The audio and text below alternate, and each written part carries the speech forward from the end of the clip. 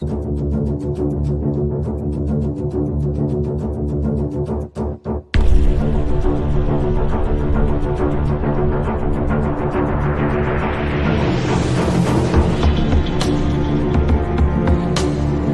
we need some outside universal threat to make us recognize this common bound.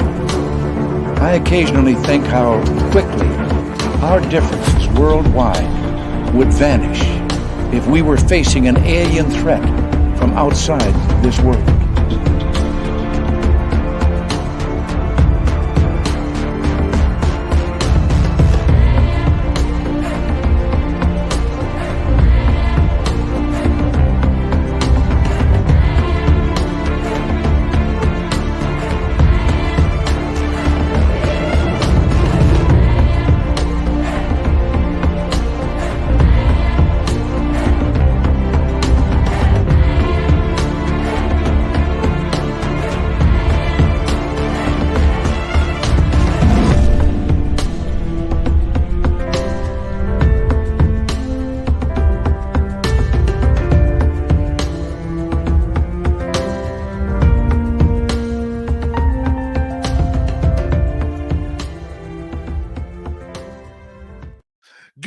Welcome to Spaced Out Radio tonight. My name is Dave Scott.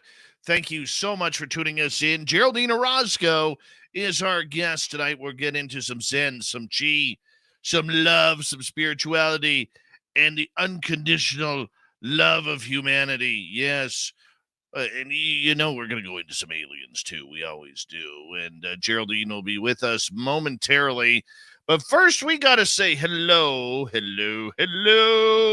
to each and every one of you. We got Race Fan in the gold medal position, and B taking home the silver. Kathy Evans with a strong bronze medal performance tonight.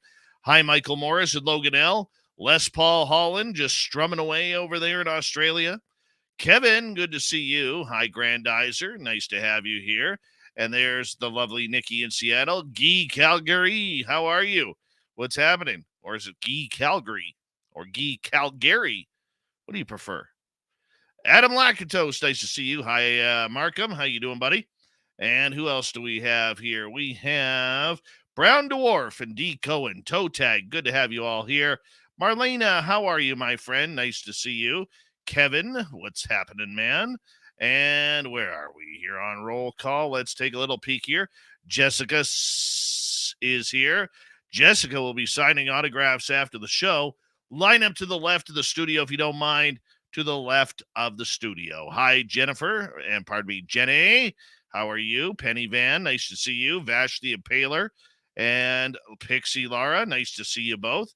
Mark Ellens, good to have you here. Hi, Robert Lamoth and Millennium.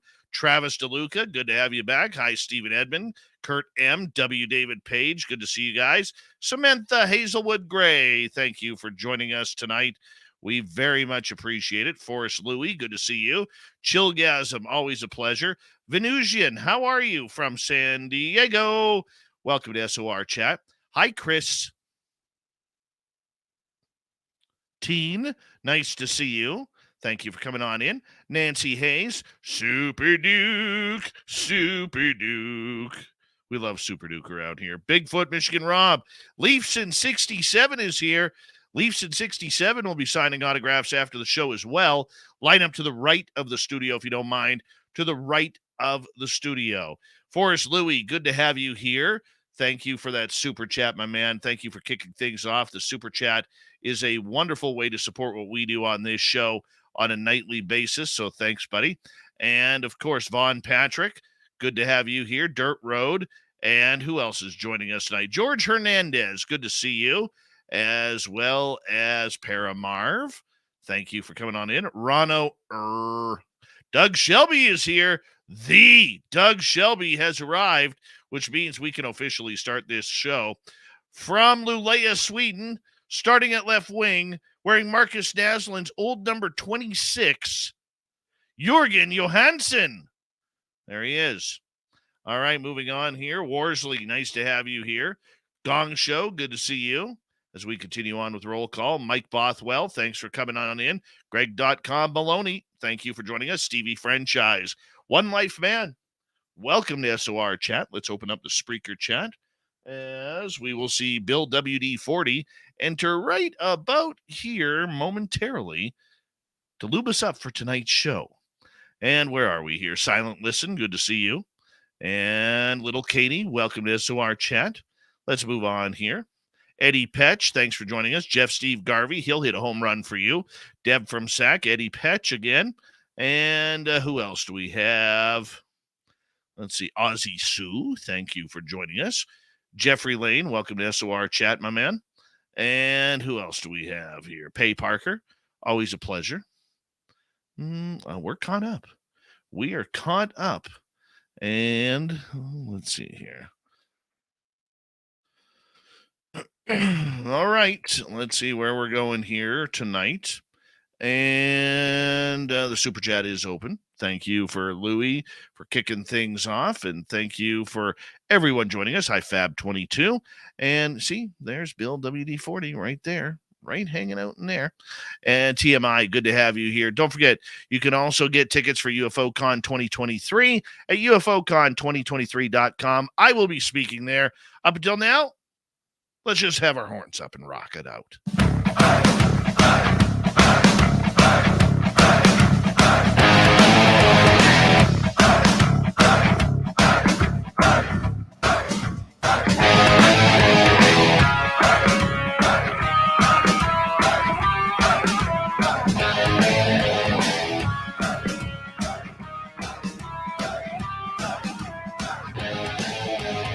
From the mountains of central British Columbia to you listening around the world, this, my friends, is Spaced Out Radio. I am your host, Dave Scott, listening to sitting in the Captain Chair of SOR headquarters. We welcome you to tonight's show on our terrestrial affiliates around North America, digitally on Odyssey Radio, TalkStream Live, and KPNL. All of our archives are free for you. Just join us at youtube.com/Spaced Out Radio. Do old Davey the favor and hit that subscribe button. You can follow us on Twitter at Spaced Out Radio, Instagram Spaced Out Radio Show, and on TikTok at Spaced Out Radio. Our website is spacedoutradio.com. We have a plethora of features for you. Rock out to Bumblefoot, read the news wire, check out our swag as well. Tonight's show is brought to you by Chive Charities. Help make the world 10% happier by visiting Chive Charities today. You can find them on our website. In just a few moments' time, we are going to bring on Geraldine Orozco and the Spiritual You, as we are going to get into a lot of really cool stuff, especially about unconditional love for yourself, for your friends, for your aliens. Yeah, it's going to be a power show with that. In hour number 3, we're going to have the Swamp Dweller here as we bring in him in the third hour for another spooky story. Then Super Duke from World Bigfoot Radio is going to join us as we are going to get into the Cryptid report that finishes things off tonight. Each and every month, we bring in Geraldine Orozco from Bay Area Meditation in San Francisco, California. Geraldine has been a very good friend of this show. She has been doing this section for just about 7 years now, where we call this little ditty the Spiritual You. Yeah, and when Geraldine is here, she tries to hit on all facets of communication, spirituality, and levels of consciousness. She is more than just about finding our Zen and our Chi. She is about teaching us how to heal ourselves, how to heal the wounds, how to heal the past, and heal the future. Yes, it is all possible. Also, she also likes to get into a little bit of alien talk. What alien hybridization is all about. What love is all about. What everything, any power ballad from 80s metal is all about. And this is why we love it when Geraldine is here on Spaced Out Radio. And her hair is a 10 out of 10 tonight. Guaranteed. Here you go. Geraldine Orozco, thank you so much for joining us once again on Spaced Out Radio. How are you, my beautiful friend? Hi, I'm fantastic. Thank you so much. Wonderful to be here. How are you, Dave? I am doing well. You know, I'm hanging out. I'm having a good time. Everything is moving forward the way it should. Certain parts I'm getting angry because I just can't understand this whole disclosure thing. But then again, I really don't mind. I really don't mind because there are days like this when I get to talk to my good friend and it just makes it all better. That's great. And I think we're headed for something good. So I'm excited and holding space. I think it's exciting what's happening in the I think disclosure it's round. exciting too. I think it's Yeah. exciting too. What have you been working on recently? Oh my God, so much. Don't know even know where I would begin. But it's a very busy year. Lots of wonderful conferences coming up next month. I'll be in LA with Biomed Expo, and then after that I'll be in San Diego. This Friday I'm going to Tucson. So those of you that are in Tucson, stop by. I'd love to meet you, love to see you. I'll be speaking at the Solar Gallery. It's this gorgeous art gallery, and we're going to be talking about interdimensional contact and why we need to train ourselves to connect interdimensionally now for spiritual ascension. So it's going to be amazing. All right. You're always on tour somewhere. You're like a rock star. You really are. I No, I'm remember the not. days with Geraldine where, there was no conferences, there was no TV shows, there was just, me and her sitting here. We didn't even have our YouTube channel running live then. And it was just audio and it was all about talking about what we talk about. But now, I mean, gee whiz. I mean, your schedule is so busy, you literally have to schedule in your own dinner and breakfast and your high tea times. I High don't know tea how you do times. it. Wow. Not exactly, but thank you, Dave. Yeah, it's a busy time. It's a wonderful time. Life is short. There's a lot to get done, a lot of purpose. And yeah, I mean, to me, everything that I do is just, it's really fun. It's enjoyable. I love it. So honestly, it doesn't really feel like work. It's something that I enjoy. And there's so many projects that are coming up. I'm working on a children's book right now that I'm super, super excited about. It's going to be on multidimensional contact and ability for children as well. So it's going to be amazing. I can't wait to get that out. So lots Are of fun stuff. I know the topic you want to get into tonight, but let me ask you about Yeah, children because being a dad and being a grandpa, now it's something that yeah, is very very close to me because I kind of like kids. Okay, yeah. I love children, and how open are they to the needs of finding their own spirituality at a young age? Well, it's not so much as finding spirituality as something separate from when they are. Actually, children are innately connected from the womb to a place that is safe, a place that is nurturing within the womb. That whole experience of being in the womb is a place of neutrality, and it is the closest to their source. So when they are ripped from that warm space and they have to be put out into the world, into all of this contrast, that's where the human has to completely adapt and begin to experience separation for the first time. So I think it's actually, the child is actually much closer to unconditional love, to expansion, more so than adults. In fact, I work with a lot of children in DNA reprogramming and hypnotherapy. And when I work with them, it is amazing. Usually, when I'm working with them to find emotion, to turn into peace, to tune into harmony, they can access that really quick. They know what it is. It's like innate in them. Even when they're not in households that are necessarily peaceful, even when they're chaotic households, they know. But with adults, sometimes I have to spend hours in order to access the feeling of love or peace. So I think children, they embody a certain level of profound awareness. They are more awake than we are. They are less less covered in filters, perceptive filters, where their perception is being filtered by fears, by anxieties. So they're more close to truth. They're okay with truth. They're comfortable with truth still. And it's easier for them. So it's really beautiful to witness.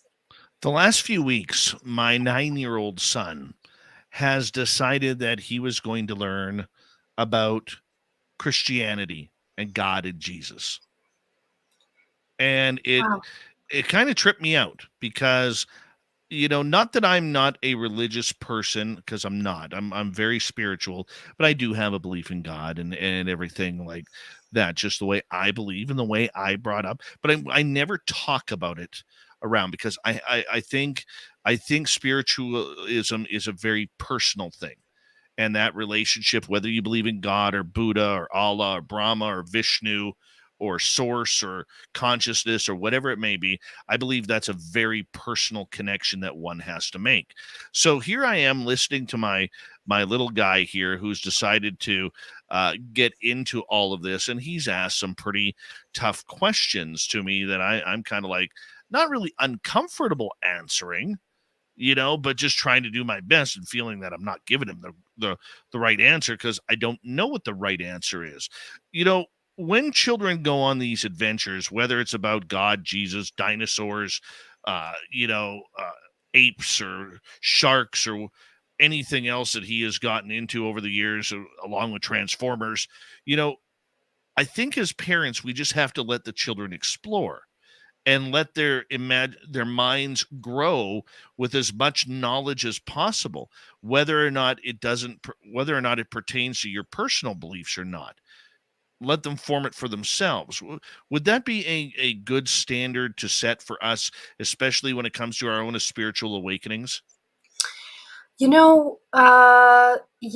but I will also add to that, Dave, that I think one of the most valuable things that I learned through my spiritual journey is the ability to understand how to do self inquiry, how to ask the questions that I needed in order to find the answers. Because I realized that I didn't even know I had permission to ask a lot of the questions that later on in life, when I began to ask them, I was like, how was I even living operating as a human without really understanding these basic things, like, for example, love, like, for example, truth, nature, and then the concept of spirituality.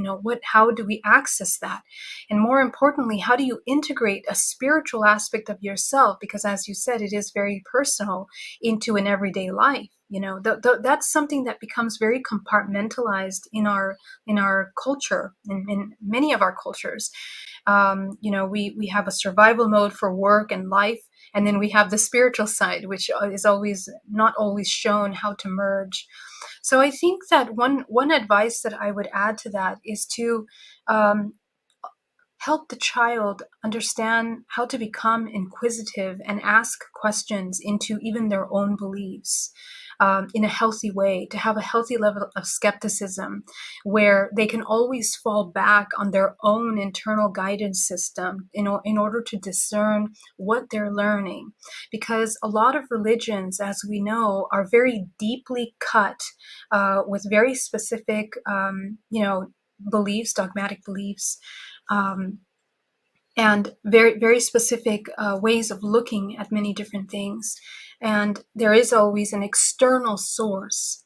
And one of the things that happens when kids hold on to that is, I find that later on it's harder to make them understand their own empowerment. So it's better at an early age to help them access that discerning intuition.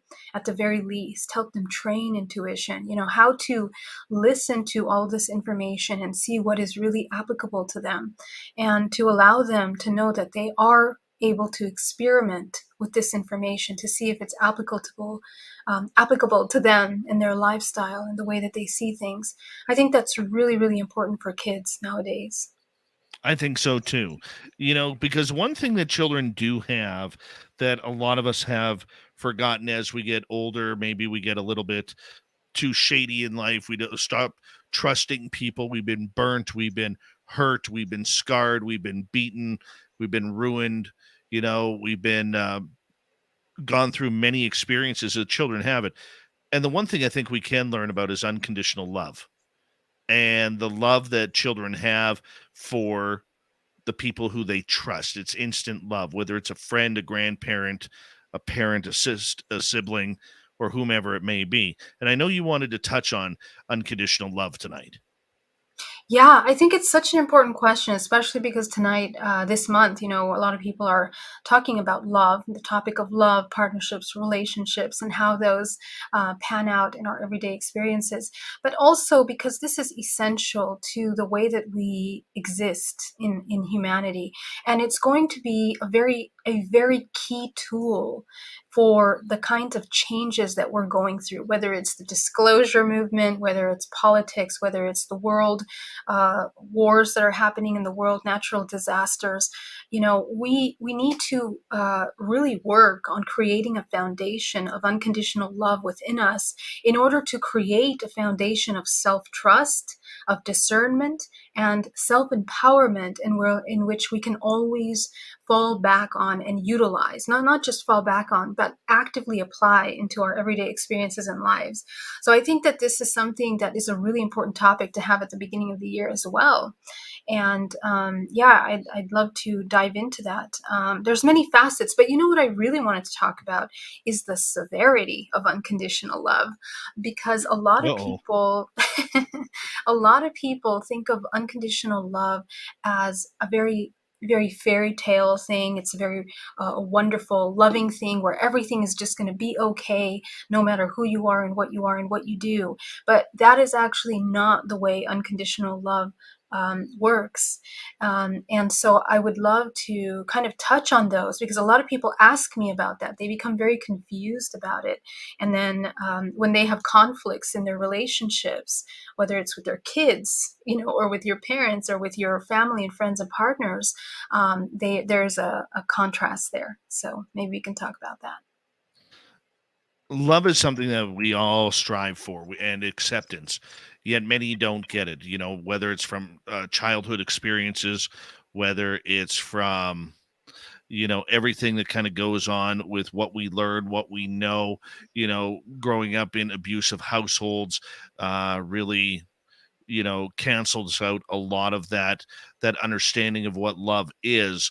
And as adults, I mean, whether you're in a bad relationship or you're the love of your life passes away, or you get divorced, or you find your spouse cheating on you, or whatever it may be. I mean, there is a lot of things that go on, Geraldine, that really make us mistrust the word love and what it defines. Mhm. That's right.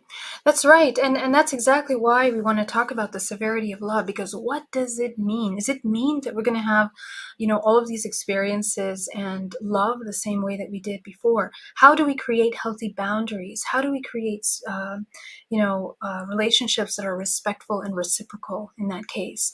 So, in order to understand this, we really need to get down to the laws of nature and what we are as organisms. We are organic, multidimensional beings. And what that means is that the way that we interact with each other is based on, because we are bioelectric more than anything, we are biochemical, but we are also very bioelectric organisms.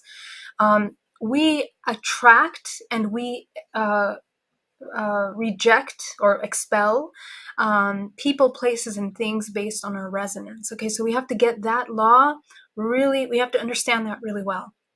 And this is the key to understanding why we have patterns in our relationships. And I'm not just talking about romantic relationships.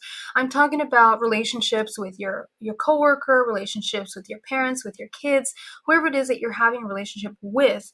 There are certain patterns because our entire personalities are kind of designed from the womb until the age of 7 based on programming. And so we take that programming on and we make it a personality, all kinds of masks that we wear in order to navigate our everyday experience in a way that we feel safe and protected. And so we'll talk about protection tonight because that's a really big topic when it comes to love. How do you surrender to love and yet not get hurt when things go awry, go south? So it's really important to take a look at this because uh, these laws, these basic laws of understanding yourself, of resonance, are basically what attract these kinds of experiences into your life and partners and relationship opportunities. And if we don't break those patterns, early on, we just keep repeating them, and we find the toxic relationship with father in the partner or in the colleague or in the child. And actually, we inherit it into the child, and the child plays out the same kind of role as we did. So, this is the first important part of understanding unconditional love. And it's one of the ones that I want to talk on. So, I don't know how much time Oh, we have. So, we got about 4.5 minutes before we got to go to break in the bottom of the hour. Geraldine Orozco, our resident Cupid, is our guest tonight on Spaced Out Radio. So who does Geraldine love? Is there a love of Geraldine's life out there that has you smiling and feeling all giggly inside? oh, I love everybody. I love everybody. And I am the love of the universe. The universe loves me. The beloved. The beloved is the one that's in love with source and with the all. And that's my partner. So, You do realize I'm going to throw some flirting here out at you, right? oh, But you hey, do realize that the name David means beloved. that's right. That's right. There you go. That was very smart. Uh-huh. Yes, Winning. beloved. Winning. That's all I got to say. That's beautiful. Winning. So good choice of words there Yeah. for the beloved of life. You are beloved by life. I love it. I love it. As we got 3 minutes to go here before we got to go to break. Geraldine, it's very easy to fall in love. And it's very easy to have your heart broken. The one thing that I've learned through my many tragic relationships throughout my life is it's better to listen to the soul than the heart, because the heart breaks, the soul is strong and can define who you are. Do you look at it that way too? Yeah, I love the way you talked about that, and let's talk about why.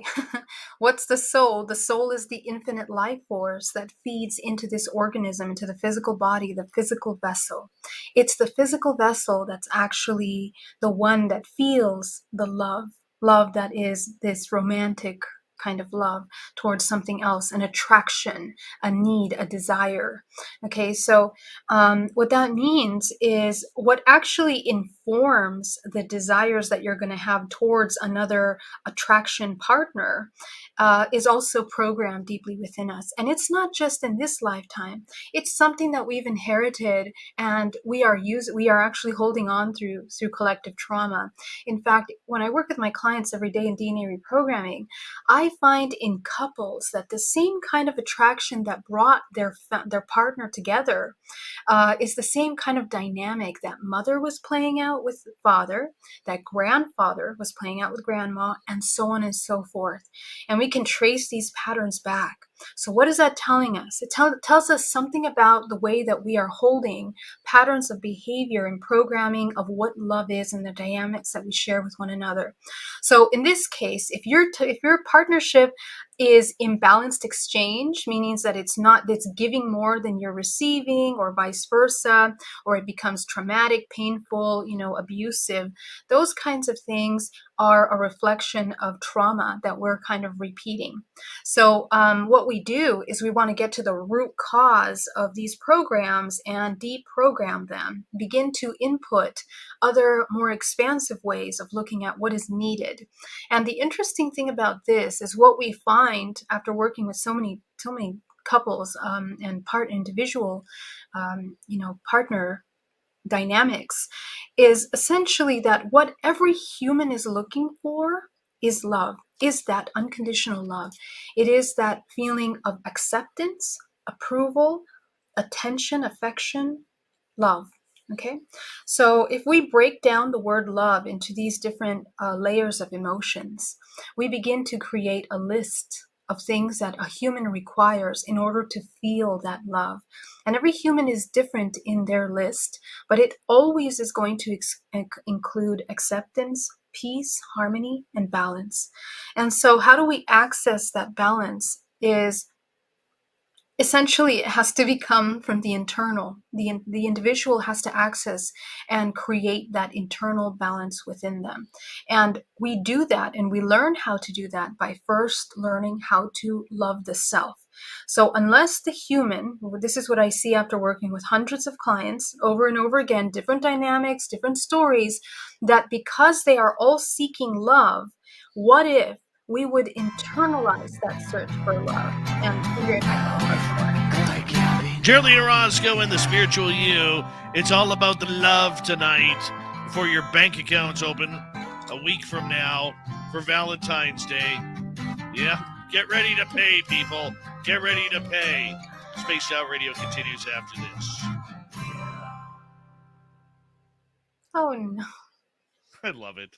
I do. Dave, that's not the right thing. Oh no, it's hilarious.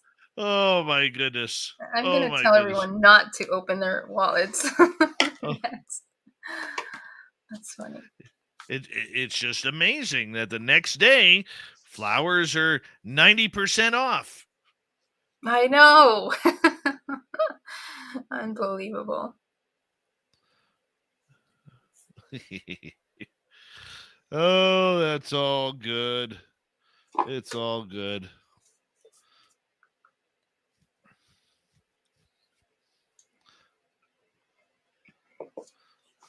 I am on water.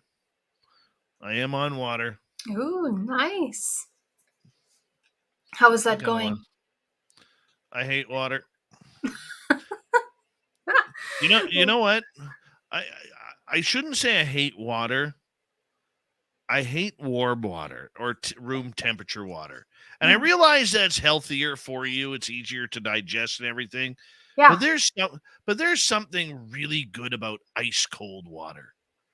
You know, Yeah. ice cold water, it just kind of gives you that little bang when it hits your mouth, and it's like, oh, I like that. I like that. Well, I guess you're kind of a polar bear though, so maybe you need that kind of cold water. Oh, yeah. You need that. I would never do a polar bear swim though. Those are just dumb. Those are Really? just dumb. You don't do the cold dipping? Oh, hell no. Oh, hell no. I thought all of the people up there were supposed to do that in order to keep their immune system up. Lady, you're the person who wears a furry coat jacket, faux fur, of course. Faux fur, yeah. At 60 degrees. Correct. Yes, I'm from California. Yeah. I'll remind you. Yeah. Yes, yeah. That is correct. Yeah. When Geraldine and I went for dinner last year in San Francisco, I was in shorts and flip-flops and a T-shirt, and here she was bundled up like an Eskimo, ready for, the second coming of the Ice Age, right? And it was raining that day, I think. It was raining. It was raining. Yes. Hi, Jurassic Joey and Hot Tamale. How are you? Good to have you guys back. Mark Sanchez, give us an update, if you wouldn't mind, on which Hawaiian shirt you're wearing for tonight's show. He says, Geraldine, you to bomb forever. Yes. Oh, Mark, thank you. Yeah. Love you. He's an awesome dude. He's an awesome dude. He came to our Vegas party last year. Oh, awesome. Yep. President Zaddy. Salute, Dave.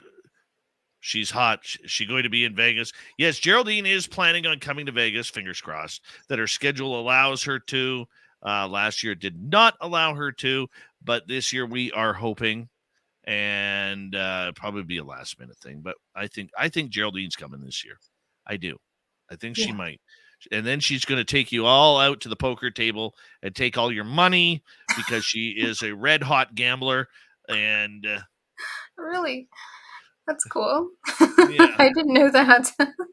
Hi, Ozzy Ange. How are you? Ozzy Ange. And Angie, how are you? So isn't she amazing? She's Love amazing. Her. Brilliant. You ever see her pictures on Instagram? The size of her husband. He's like 6'5" and like 250 of solid muscle. Wow, no, I haven't. Yeah. That's great. Big dude. Yeah, he's the kind of guy you look up to shake his hand, but you don't make eye contact. Gloria, thank you for coming on in. And let's see here. I think we're caught up on people. Ozzy Ange hopefully will be traveling to Las Vegas for our fan party this year. Oh, that's cool. That's going to be so great. Well, now I definitely have to make sure I go there because I would love to meet Angie. Yeah. Me too. She was there 6 weeks. Get this. She was in Las Vegas for 6 weeks last year. Wow. Okay. And The day before, I said, guys, I said, when are you going back? She said, I don't know, maybe this weekend or whatever. The day before I arrive, she leaves. She's like, screw this. I don't want to meet Dave. I'm out of here. I'm out of here. You know? I don't think so. Yeah. No, it was true. True Yeah. story. Her and her husband bolted the minute they knew I was flying into Vegas. Oh, that's funny. Oh, yeah. I just missed her then. But hopefully this year we will be able to see her. I know. Thank you, Forrest Louie. Oh, And who else? Just I'll say thank you to Louie times two, Deb, Thomas, Simon, Mike, and Carlito for the super chats tonight. Hello, number 7 in your program, number 1 in your hearts, Lars Janssen. He'll be starting at center ice tonight. Center ice. And let's see here. Dave, I was booked to leave. Where were you for 6 weeks? Oh, that's not fair. Here we go, everyone. Let's do it.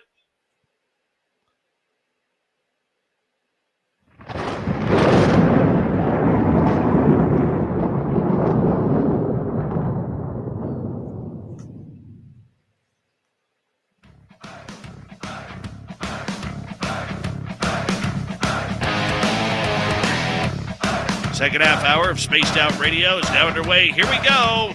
Geraldine Orozco is our guest tonight.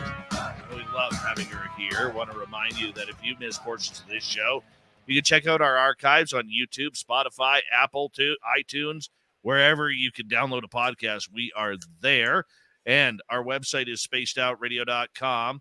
We have a plethora of features for you. Rock out to Bumblefoot, read the Newswire, check out our swag as well. Follow us on Twitter at Spaced Out Radio, Instagram at Spaced Out Radio Show, and on TikTok at Spaced Out Radio.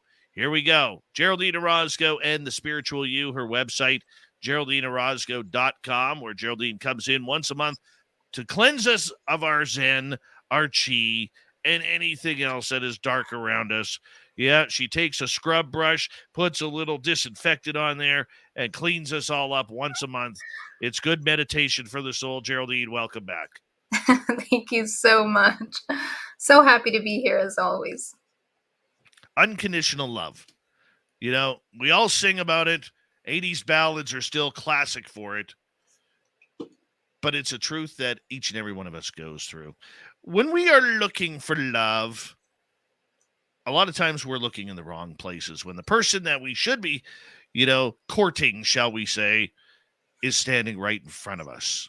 Yet we don't see them. We are blind to the fact sometimes of those who want to love us back. Why are we blind sometimes? Mm-hmm. Awesome question. Well, here's the thing. You see, the patterns, as I was saying before the break, the patterns that we have in order to pick our partners are actually really subconscious. And actually, most of our human expressions are rooted in subconscious belief systems. So if you take time to get to know those subconscious belief systems, you begin to understand that the desires behind the things that you yearn and you want and you need, a lot of them are actually based on survival. A lot of them are based on fears. We fear abandonment. We fear being lonely. We fear being rejected. We fear not being loved. And all of those fears are really, really huge in our humanity. They are so huge that these little desires fund the entire Valentine's holiday system, holidays, along with many other Hallmark holidays around the year. Because if you maintain this illusion, this concept that this love has to be a very passionate and romantic, exciting, chemically inducing kind of interaction, we basically become addicted to that drive, to that search, to that chemical hit, and we actually run after that. We chase that. So what happens is that our relationships essentially no longer really even have any love anymore. It is all about a chemical response that we're chasing. It's all about survival, and it's all about the preservation and the protection of those little emotions such as fear, rejection, and anxiety, and a lot of abandonment programs. So this is what usually makes up the majority of the programs that kind of attract us to the partners that we get. And for a lot of people that have dealt with abandonment from a parent, from a parental figure at an early age, there's a lot of different dynamics that play out. Either we don't recognize, or we don't hold on to the love that we have because we're afraid of that love leaving us. So we quickly try to find something else to kind of suppress that emotion, that fear. And this is where, adults end up having infidelity and mistrust and breaking this union with their partners. And in addition to that, we can't be satiated. Our need for love will never be met because love is not something that is just given. Again, we don't understand we're chasing that chemical hit. It's something that has to be cultivated. And real love, unconditional love, is essentially something that we have to cultivate internally with ourselves first. And here's why. Because essentially love is never really something that we get from another person. And this is the thing that we're not taught in our society because of Disney, because of Hollywood. Greg O'Brien, 100% correct. He says unconditional love is Hollywood made and set up for us for failure in our relationships. And the reason why he says that is literally because we grow up with Disney. We grow up with the entertainment industry, which feeds us. And if you study a lot of these Disney films, there's a lot of psychological belief systems that are indoctrinated into children belief systems about relationships and partnerships and love. And the role that we play as women and men, even those are kind of inverted. Okay, they're inverted in such a way that we have these really false upside down ideas as to what the woman needs to do in order to be accepted and loved, and the man what he needs to do to be accepted and loved. So we end up having a society that's completely is nowhere near real love. They've never felt it from parents because parents are a product of the same programming. They've never felt it from, themselves because that's never been cultivated and invited in order to cultivate that. And they also don't have an example of that in society. We don't have partners that are showing these conscious relationships. Up until maybe a couple years ago, we started hearing the term conscious relationship a little bit more because we're kind of learning more about that now. We're evolving as a human race. But these are things that we need to educate our children and educate ourselves in what it means to cultivate this connection. And essentially, unconditional love for the self is the first step. Okay, we have to fall in love with ourselves, and I'm going to explain the mechanics of that. As I was mentioning at the beginning of this show, we are bioelectrical organisms, okay, which means that we function by charge. That charge, electrical charge that we emit, creates a frequency. That frequency creates a resonance with the things that we encounter.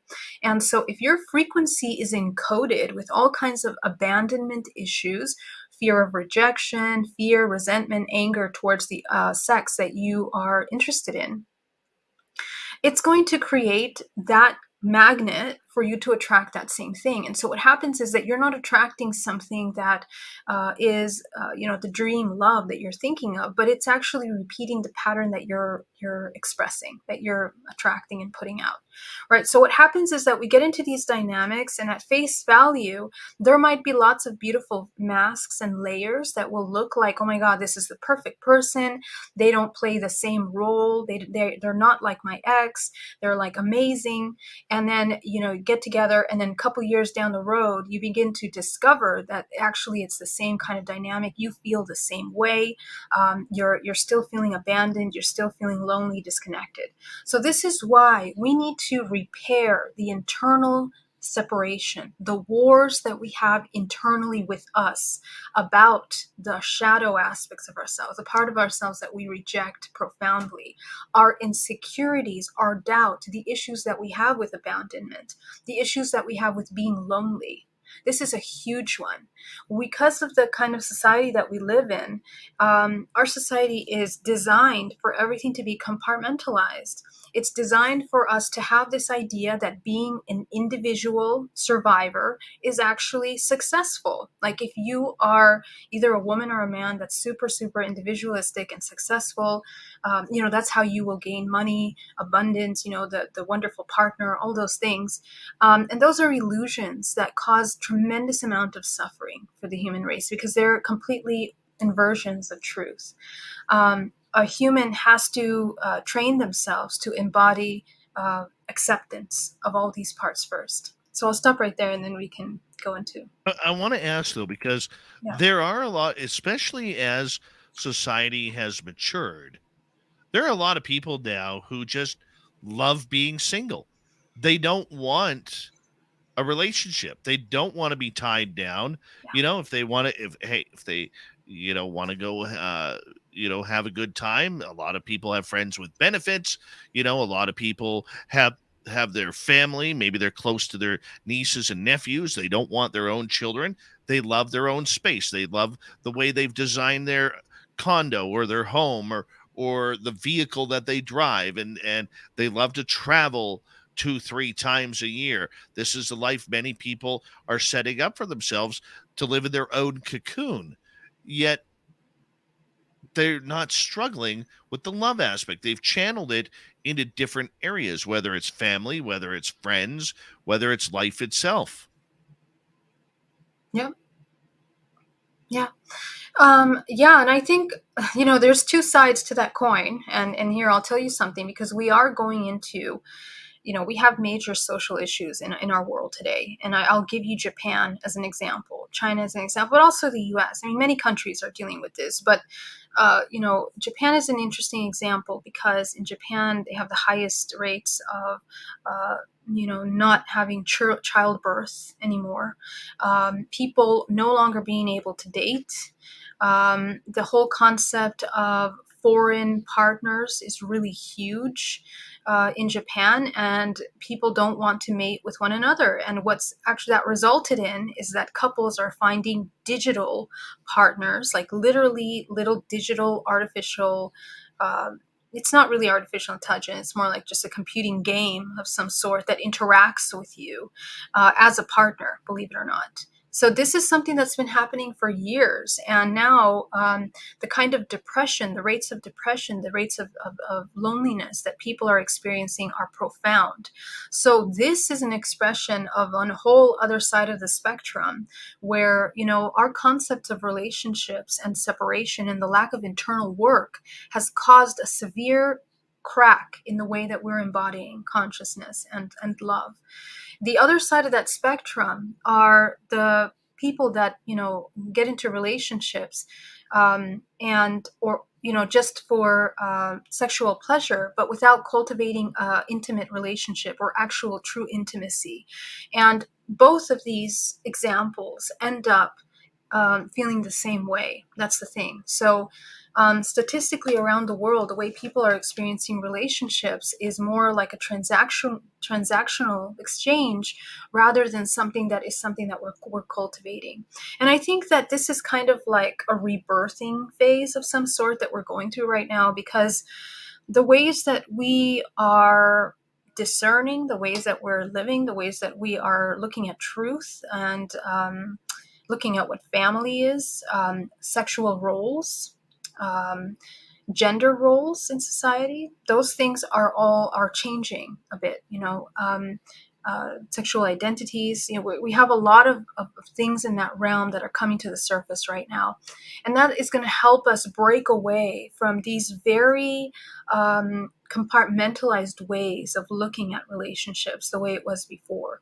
I think a lot of religion has also played and does play a major role in shame and guilt around partnerships, around desires, around what love is. We still have a lot of cultures that are practicing arranged marriages, for example, where love is not even in the equation. It's really more about the transactional union in order to create a family. Okay, so when we have all these different kinds of love going on, is that really love? And the answer is no. So what love essentially is the complete acceptance of yourself as an individual. And when you actually really do that, when you complete that completely, and I've experienced this myself, you really don't even have the desire to have a partner. You don't, because you understand that everything that you require, you are able to fulfill your own needs. You don't, loneliness, your feelings of rejection, acceptance, um, abandonment issues, all those things are kind of addressed internally, and you feed and nurture yourself with that. So you don't need that.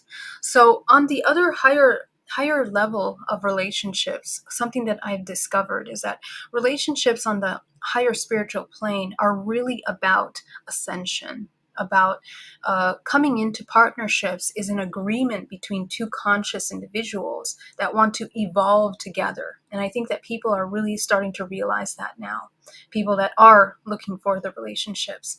And they're also discovering that marriages, the concept of marriages is kind of changing. We no longer can stay in partnerships that two partners are not evolving consciously in parallel. It's causing a lot of conflict because that's natural. That's the natural law of the universe. When we don't evolve together, we can't unite in resonance.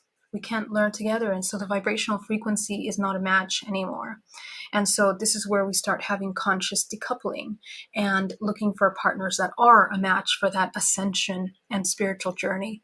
So this is the other spectrum that we're seeing a lot of in terms of relationships.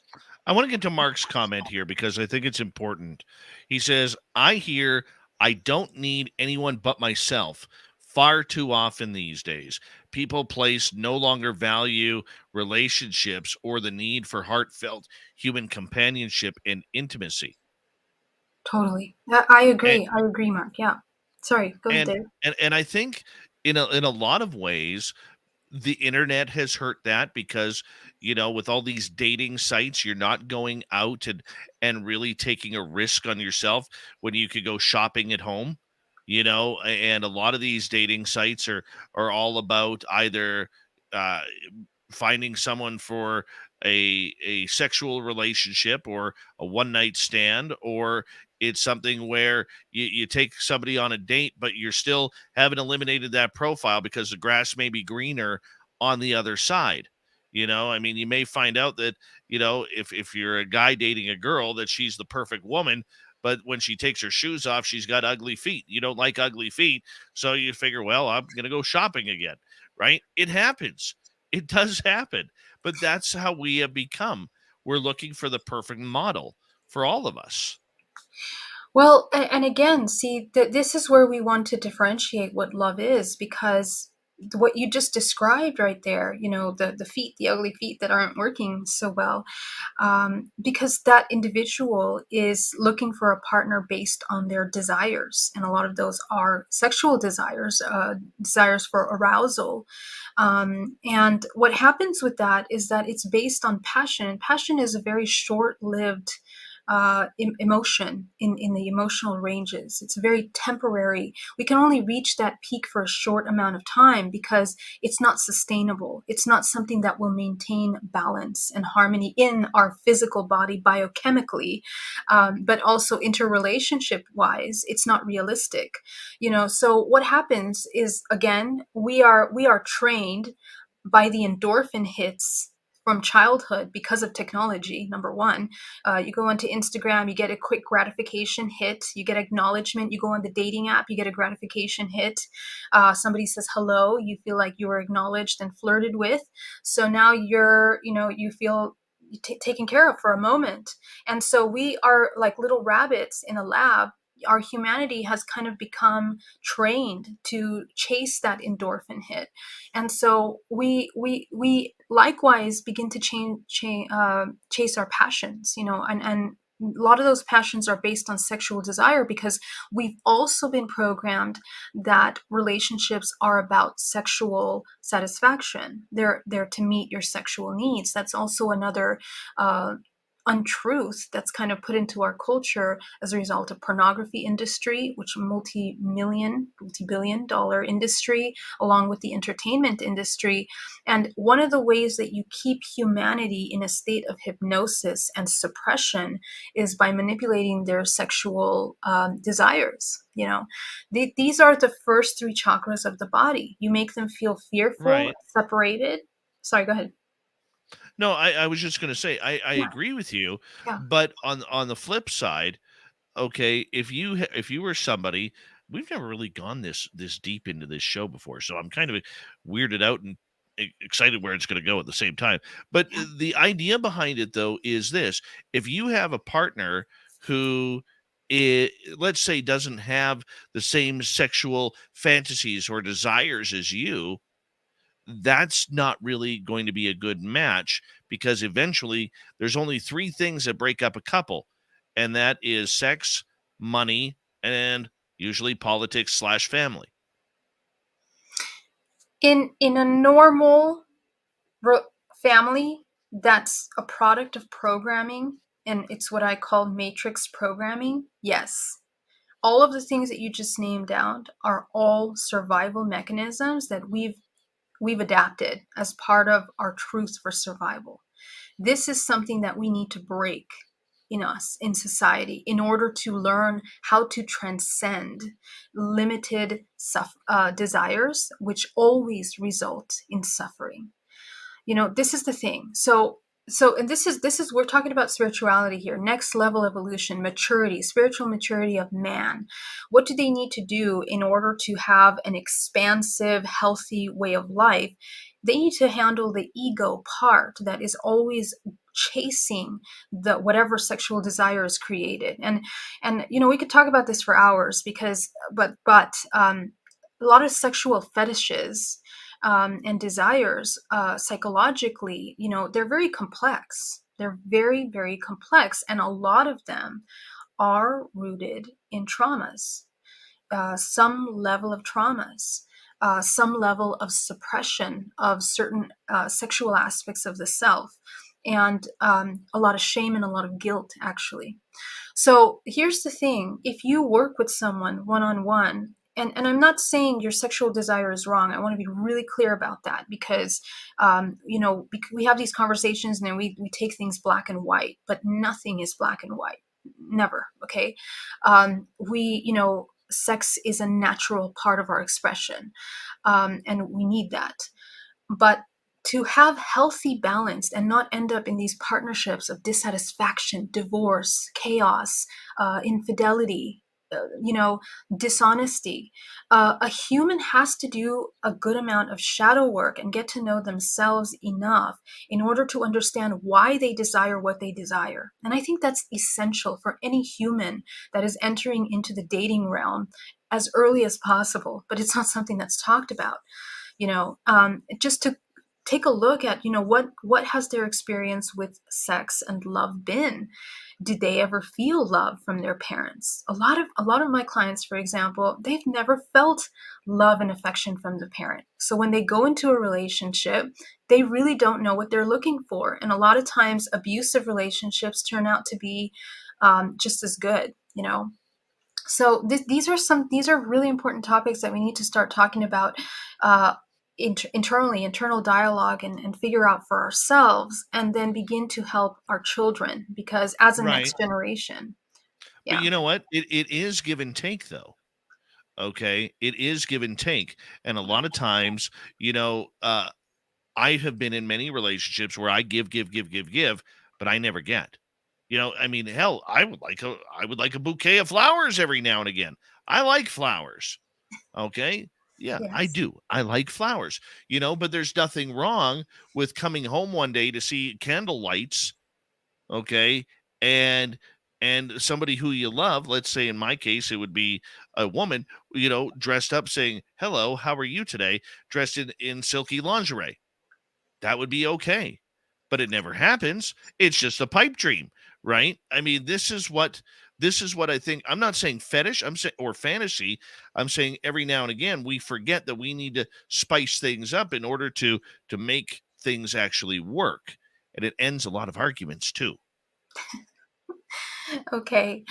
Yes. And I think one of the things that we want to have in our partnerships in terms of conversations about needs is actually really, really essential. And it's something that we don't spend a lot of time doing. Basic conversations about what our needs are and how to meet them, why we're not meeting them, is essential in couples. Because it's such a give and take, remember that usually sexual activity in a couple is only allowed after a certain level of intimacy is cultivated between two individuals. Oh, we'll come back. Very true. Very true. We're talking love tonight on Spaced Out Radio. Geraldine Orozco and the Spiritual You. Her website, GeraldineOrozco.com. If you want to have a reading with her, I highly recommend it. We'll be back with hour number 2 of Spaced Out Radio right after this.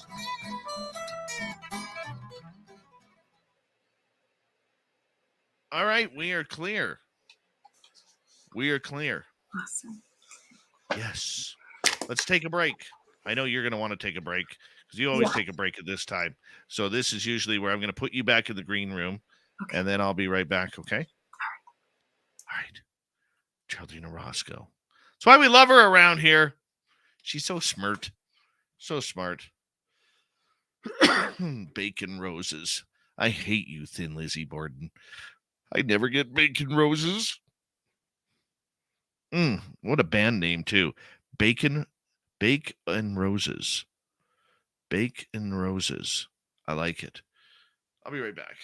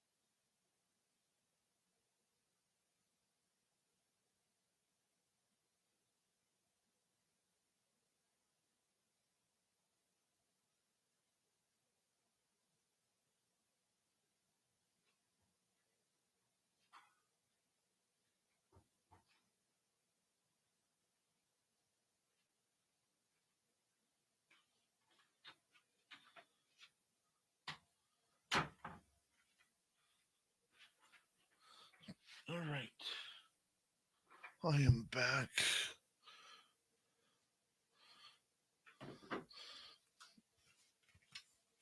We got about 1 minute. Want to say thank you to all of our super chatters. Louis times 2, Carlito, Greg, Deb, Thomas, Simon, and Mike. Excuse me. And we want to remind you that if you're planning on going to Las Vegas and you want to be a VIP for our fan party, we need to know by April 1st. April 1st. So make sure you go to info@spacedoutradio.com, info@spacedoutradio.com, and let us know that you want a VIP package. And I will also be in San Francisco on March 17th through 19th for UFOCon 2022 or 23, pardon me. Go to ufocon2023.com and there's going to be a bunch of great people speaking there. I'd love to see you there. So get your tickets at ufocon2023.com. Here we go at the next hour.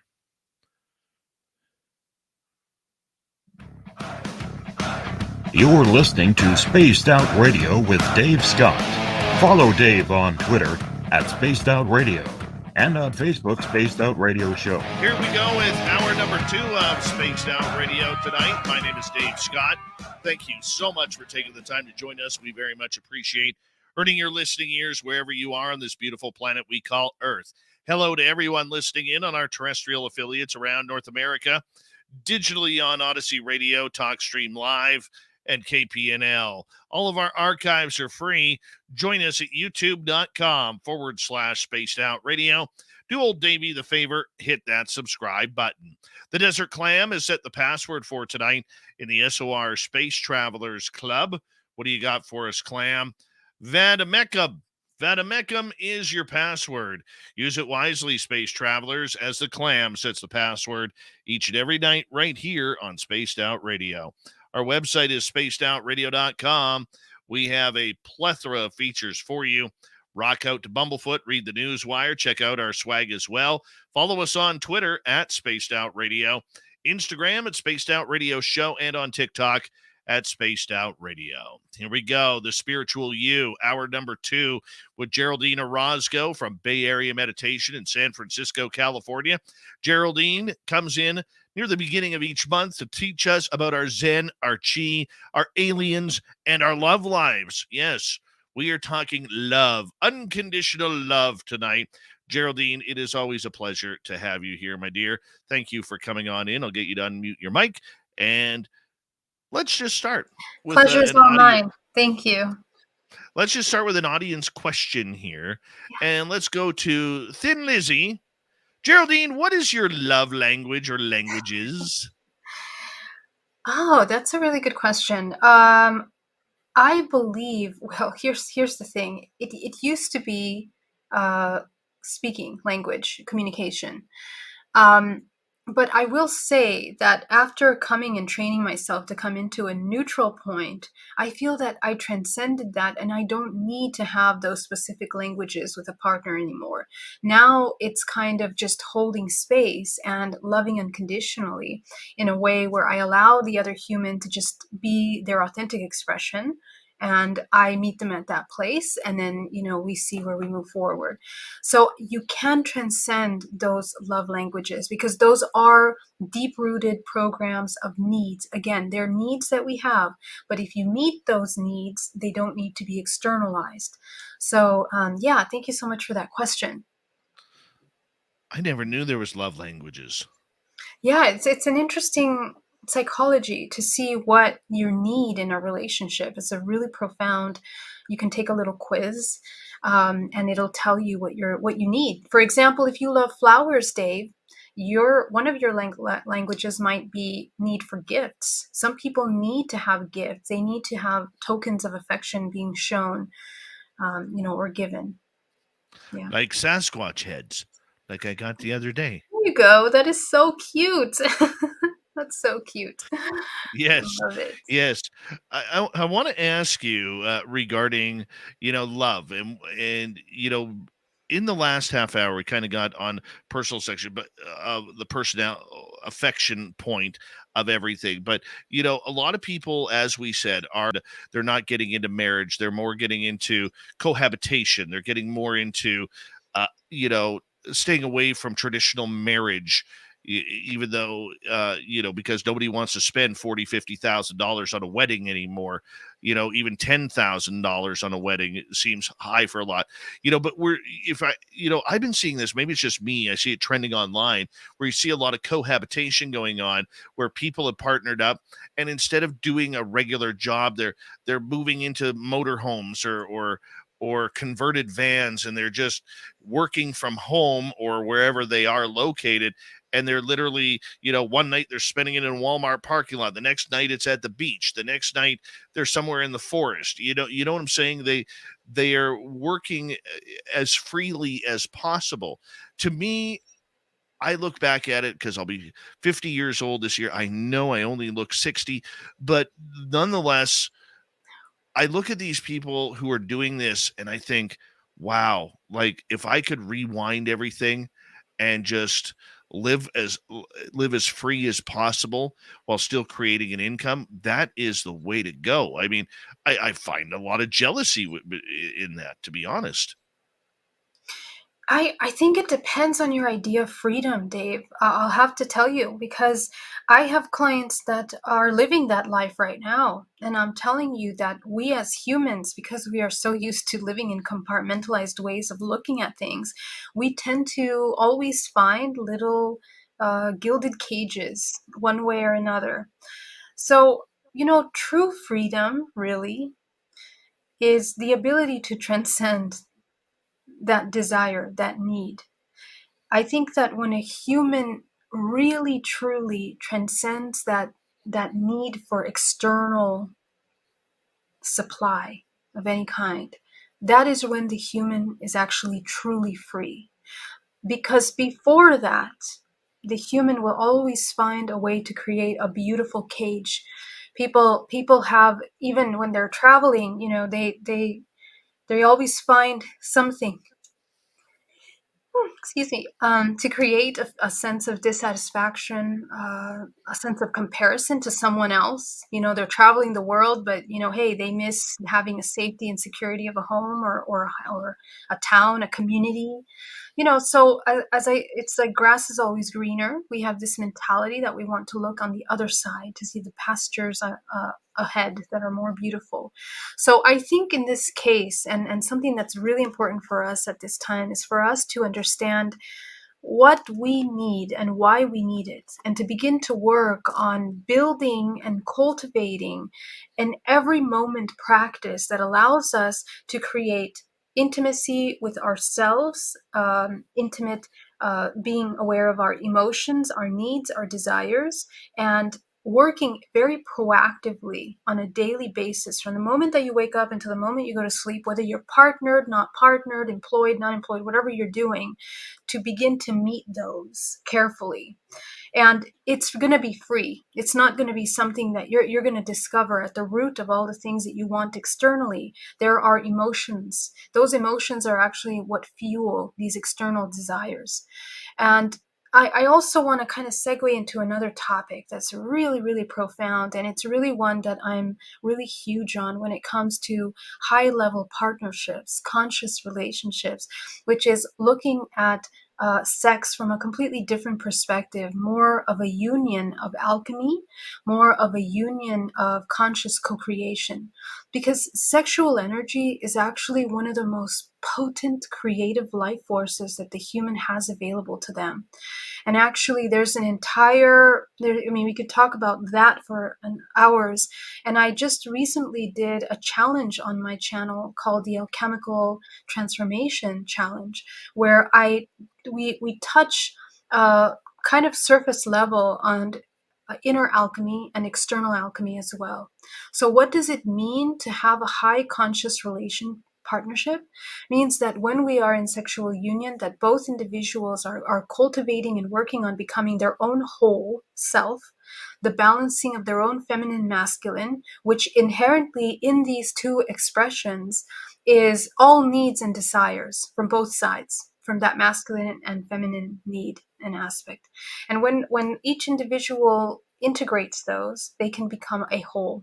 And that kind of relationship is a give and exchange that is super conscious, it's aware, it's balanced, and it's focused on creating harmony internally and externally. And what that looks like essentially sexually is that when that union comes into play, it's no longer just about pleasure, but actually cultivating a really, really intense, let's say, full body orgasm with the self, but also with the universe. It's a union of higher consciousness in which the human begins to activate higher faculties, your intuition, abilities to remote view, telepathic communication with a partner. These things can actually be cultivated through our field with someone that we are interacting with on a high level. So this is kind of something that I really, I think is important for every human to educate themselves on in order to have a fulfilling sexual life, a productive sexual life, both in a relationship for the pleasure of it, if you want to heighten that ability, but also for procreation. Because when we create children just randomly without intention, it creates a lot of suffering in many different ways. So I think it's also a call, having this conversation of unconditional love, to begin to understand the cause and effect of love and the lack of love. True love is intentional. It is clarity, and it's unconditional in that it's completely aware of itself and the other. And that's kind of like another way of operating. But what if you love more than one person?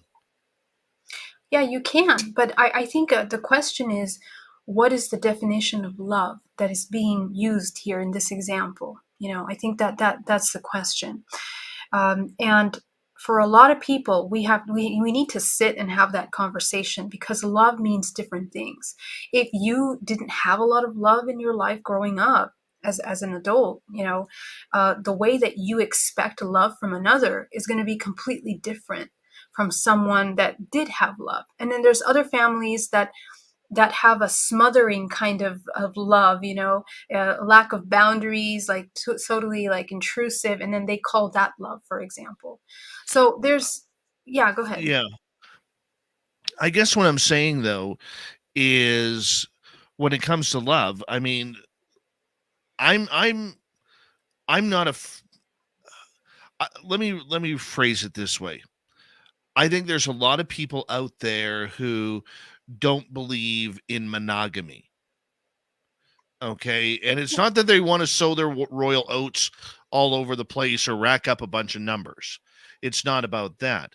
But, you see a lot more younger people today getting into polyamory, getting into, I don't want to say a fetish lifestyle, because I don't think it is, but you see a lot of younger people, especially, saying, look, I can have my cake and I can eat it too. And I can still be happy in this co-union with 2, 3 people. Right. And how does that affect the spiritual aspect of everything when you want to show more love for more people? Right, exactly. So that's a really great question, because right now we have a lot of these polyamorous and open relationships. And, I mean, here's the thing.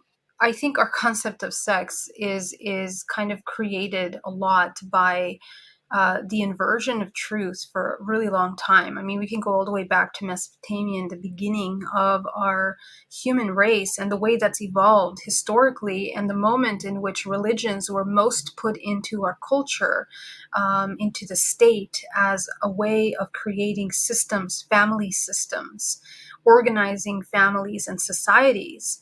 And a lot of that socialization and social engineering really stresses the concept of marriage as a lifelong union, and anything outside of that is something that's sinful.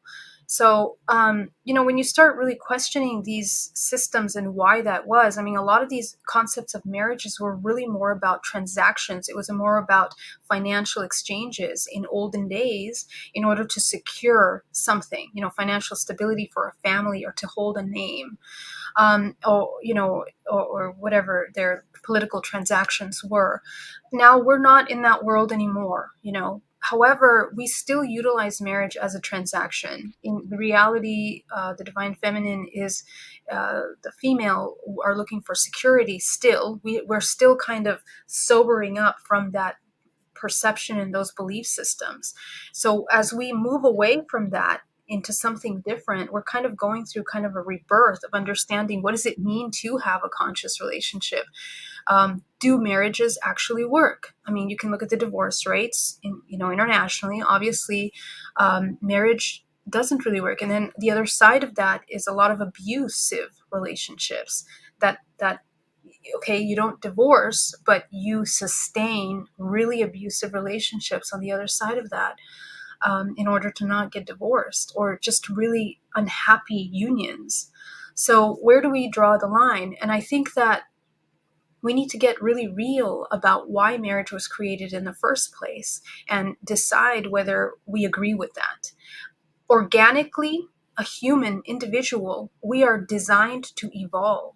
And when we are not evolving, when we are not progressing spiritually, emotionally, mentally, physically, we die. We essentially die, because the human organism that isn't cultivating a spin of its own vortex in a state of neutrality, 0 point, unconditional love within itself, begins to stagnate, stall, create illnesses, pain, suffering, and essentially death. So these are the dynamics and the mechanisms of the human organism. So if you're on that path in your relationship and you end up sick, ill as a result of suffering, why would you continue to create that kind of pattern? Again, these are patterns. We talked about the social structures, but in our DNA, in our holographic DNA, what we are inheriting are those traumatic programs that we play out in our relationships. And we find the abusive dad, we find the abusive grandfather, great-great-grandpa, as a female, and as a male as well. Okay, so we find these dynamics and we keep repeating those patterns. So the question and the invitation to humanity is to wake up consciousness, to break those karmic, unconscious patterns of behavior in order to no longer repeat them. That's number one. So if you break them, the relationships that you're in are going to be more raw, more real. And those relationships will not necessarily be together. Separating from someone will be natural, something that needs to happen if the other partner is not in alignment with you. Okay. And a human that is fully cultivating their spiritual awareness is not really seeking sexual satisfaction. That's the thing that a lot of people don't really understand yet. And it's difficult for us to accept. But the need for sexual satisfaction is part of the animal part of our primal part of ourselves. But we go beyond that.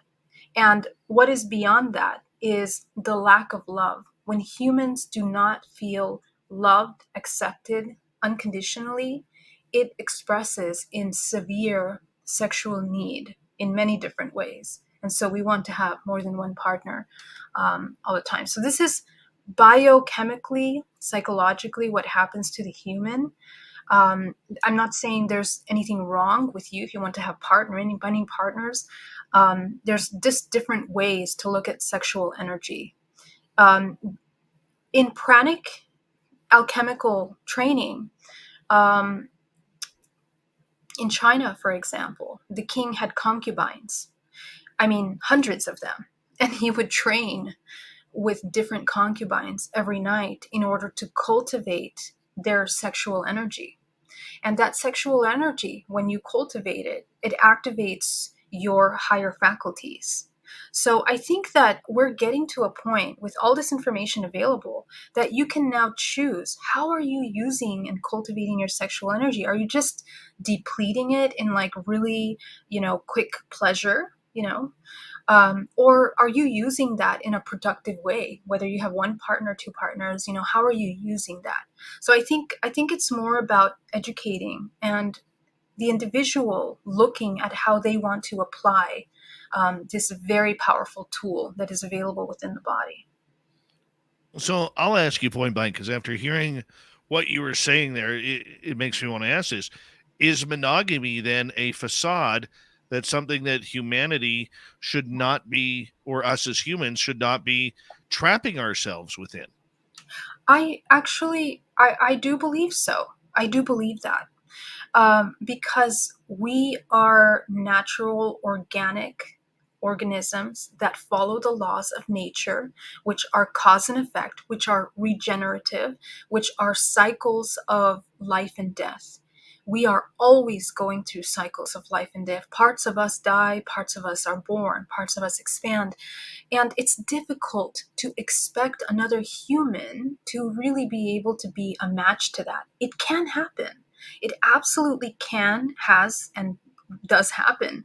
There are partners that they're conscious enough to unite and work close together throughout their entire life. People are married for 50 years. My own parents are still together, and very conscious in their relationship. So, there are these examples, but I think it requires conscious awareness and agreement and intentional union. What about guilt? Because more so, you see a lot more women saying, I would love to, but I just feel guilty. I feel guilty. And whereas I think from a man's standpoint, pardon me if it sounds grandiose, I'm not saying women aren't like this either, but I think from a man's standpoint, they're kind of like, well, this for me, I'm celebrating myself because I love myself, and we kind of go from there. Men don't seem to have as much guilt as women do. Is that true, though? Do you really think that's true? Yes, 100%. I don't know if that's true.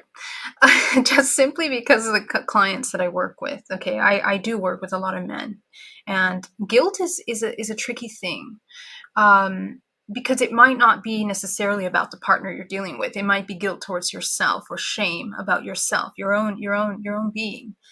But aside from that, okay, guilt is at the root of human self-destruction. Really, it's one of the lowest vibrational frequencies that a human can hold in the body. And what happens is that it paralyzes all parts of our system for manifestation, for abundance, for love. And it is really confusing and damaging to the human. So this is something that has to be addressed. And how you address guilt is to understand, first of all, what is the shame? Where is the root of the shame that you embody? Because guilt, we feel shameful for parts of ourselves that are usually every part of you is natural, because it's cause and effect, because everything you are is a result of something that triggered that. Whether it's abuse that you took on, parts that you rejected of yourself, everything is cause and effect. So we have to mature enough to be able to see truth. This is the thing about unconditional love. Unconditional love is truth in its raw form. That means even the most uncomfortable parts of yourself that you hate, that you judge, that you reject, that you think are even disgusting, that you begin to work with those emotions that you feel when you witness these parts of yourself. And this was one of the most powerful parts of my spiritual journey, sitting with those parts and working with myself and my emotions, all the uncomfortable emotions that come up when I begin to see those shameful, guilty parts, things that I've done that I wasn't proud of, and begin to hold space for myself. You will see how incredibly powerful that is. And when you do that work, oh, go ahead, Dave. Well, I'm just going to say, hold that thought, Yeah. because we are going to go to break here at the bottom of the hour. We have Geraldine Orozco's Valentine's version of the spiritual you. All about love tonight. GeraldineOrozco.com is her website. We'll be back with more Spaced Out Radio in the second half of the show next.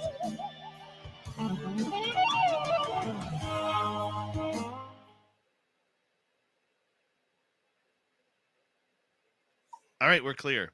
No, I did not time Deb out.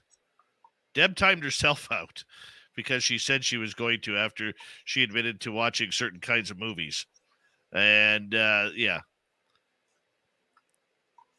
Yeah, random guy, you need your own OnlyFans. Mm-hmm. You've got everybody wound up tonight. This is awesome. Okay, good. Hopefully in a good way. Yes. I think a lot of people are going to be playing Barry White after this show. And it's all your fault. All your fault. Just go do Alchemical Mastery challenge on my website after this instead, and you guys will be okay. Yeah.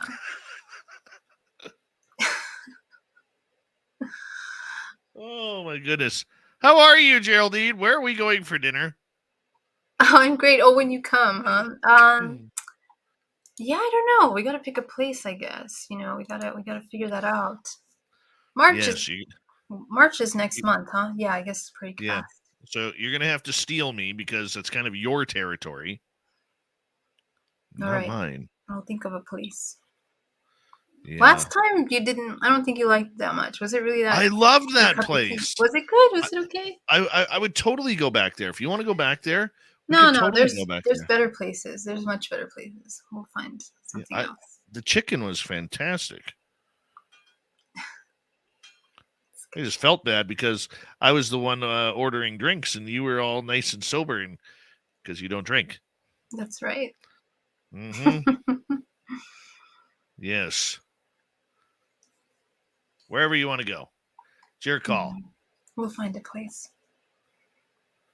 Oh, Paul Holland, I could do Barry White fantastic. My darling, I can't get enough of your love, babe. There you go. There's a little taste of it right there. There you go. Christine, you can also, I know you're Southern California. Meet us in Vegas because Geraldine and I will both be in Vegas for the fan party. At least I'm committed to it.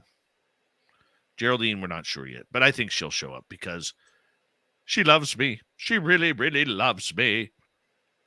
Yeah, last time with these with the testing they were so adamant about that. It was so ridiculous to try to get from where I was at the time to Vegas. So I don't think we're going to have that problem this year. Not going to have that. Yes, Geraldine has been to Canada. She has experienced Whistler. Yes. Beautiful, beautiful place. I'm still pissed off I didn't come meet you down there. Yeah, but that's okay. Next time. This summer I'd like to go to Banff. Didn't you say, or are you kind of close to Banff? Banff is nice. Yeah. Banff is nice. If you go to Banff, I'm meeting you in Banff. Okay, great. I will meet you in Banff. And then we'll go look for the Sasquatch. Totally. But one thing about Banff, you got to be careful. This is true story. Mm-hmm. You got to depending on the time of year you go, you have to watch out for the horny elk. The horny elk. Yeah, because they absolutely take over the golf courses and they take over all the roads and the driving areas. And these are like 1,500 pound animals. Yeah, they're big. Huge. Yeah.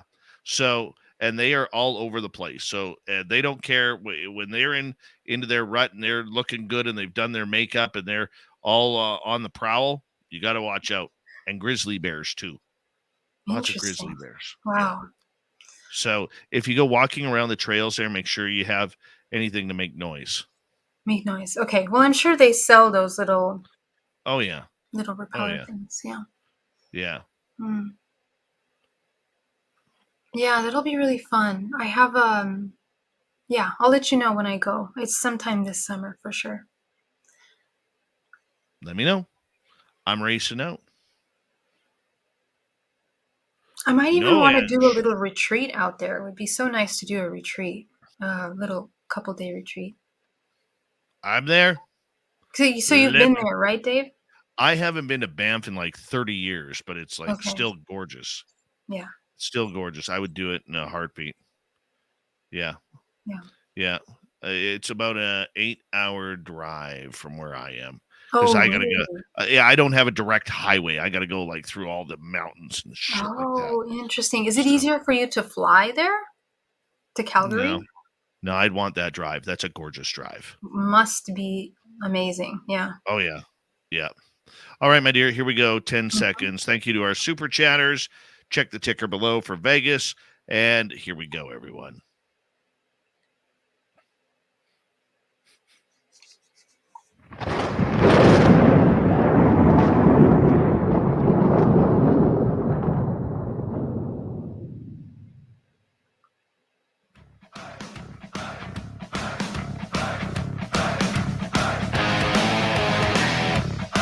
We pass the halfway point of Spaced Out Radio tonight. Good to have you with us. My name is Dave Scott. Very much appreciate earning your listening ears wherever you are on this beautiful planet we call Earth. Hi to everyone listening in on our terrestrial affiliates. And, of course, you can check out all of our archives for free on YouTube, Spotify, Apple iTunes, and any major podcast network. Because, hey, we distribute. Yes, we do. We distribute this show. Our website is spacedoutradio.com. We have a plethora of features for you. Rock out to Bumblefoot, read the news wire, check out our swag as well. Follow us on Twitter at Spaced Out Radio, Instagram at Spaced Out Radio Show, and on TikTok at Spaced Out Radio. Here we go. Final half hour with Geraldine Orozco and the Spiritual You at her website, GeraldineOrozco.com. We are going to get into some audience questions here, Geraldine, if you don't mind. Yeah. And we're going to start out with Jason. Can you still have desire while holding space? Amazing question. Yes. Okay. So desires, in reality, the answer is no. Okay. And the reason why is because, as you know, the dynamics of attraction and energy of things, as through biochemical, bioelectrical systems, if you have a certain charge that's really strong, it's a strong magnetism that wants to attract something specific, you're going to attract that specific. And if the individual that you're with cannot provide that for you, it will always cause friction. Okay?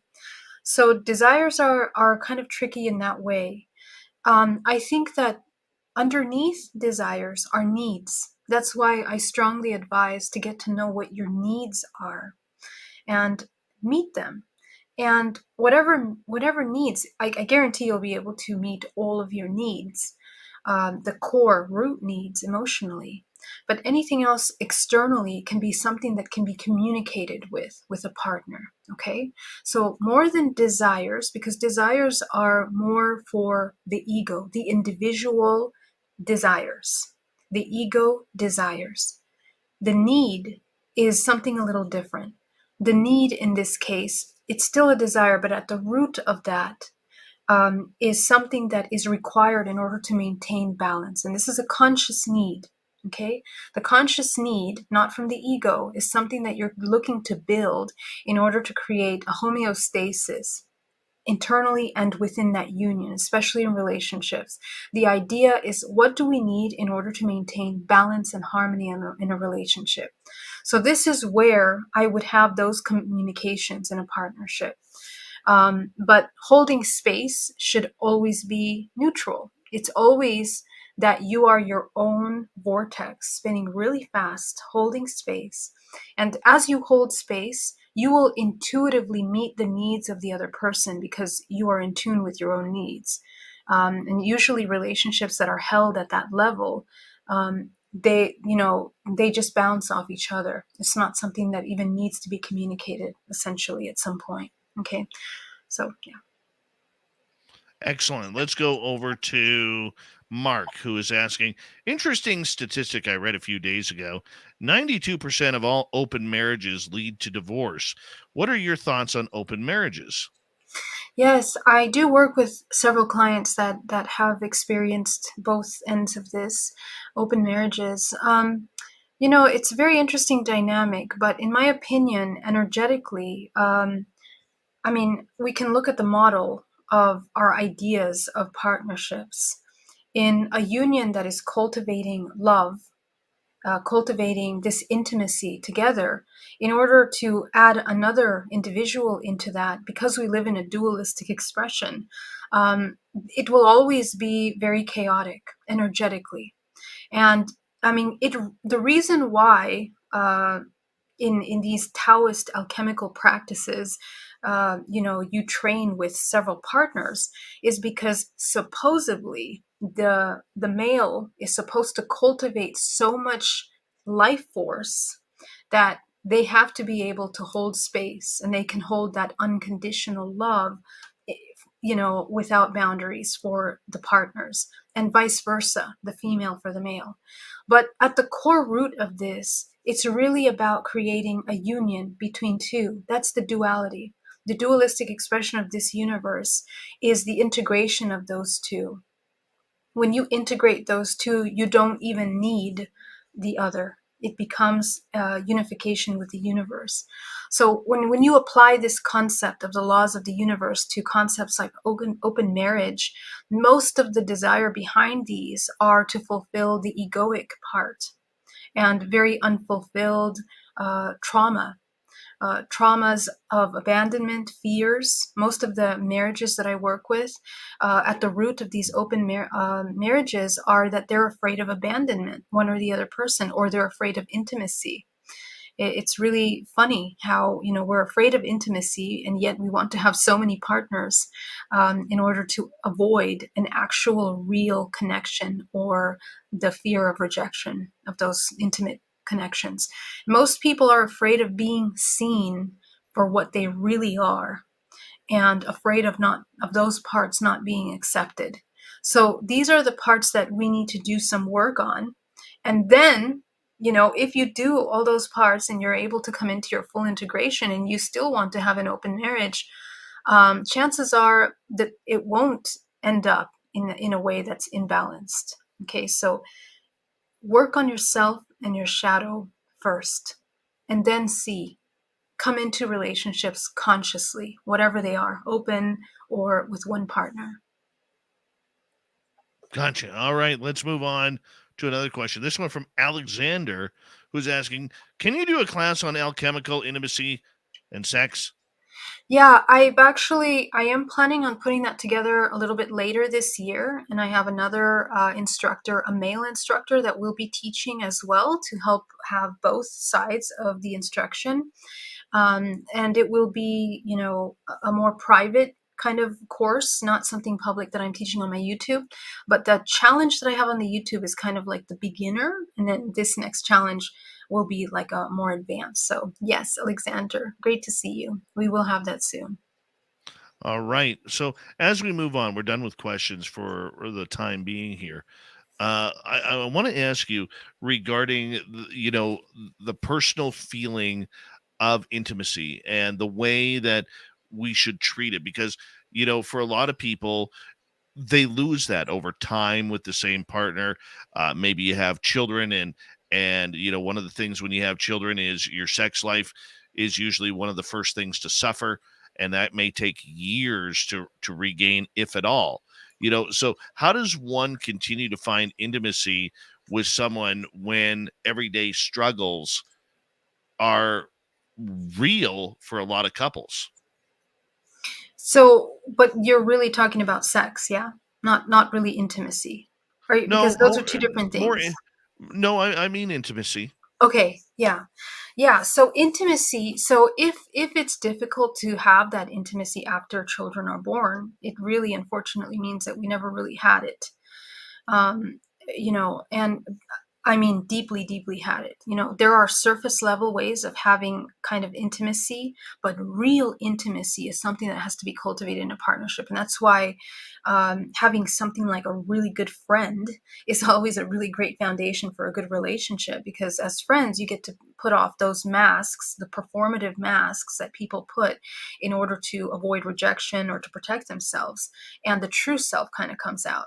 So that's where actually you can begin to have a true connection with someone. Most relationships are based on a lot of facades, a lot of fake, a lot of lies, a lot of just masks that people wear.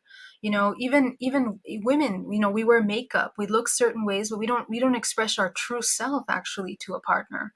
So all of these masks have to be removed in order to really be able to build intimacy with someone, so that you can accept all of your flaws in such a profound way and be able to show up to a partnership with those flaws and be able to assess whether, because what happens is that the flaws that you have and the feelings and the shame, guilt, emotions that you have towards those flaws, they're going to become really strong triggers in your relationship. Because again, remember that we unite by resonance.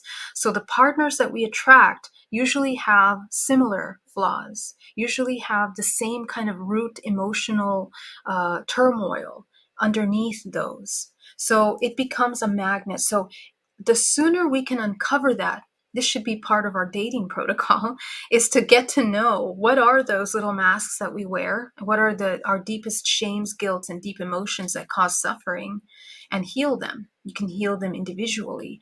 And then when you come together, you're going to be healing them together in a union, interactively. But this is how one builds the intimacy. And what happens is that you build truth together.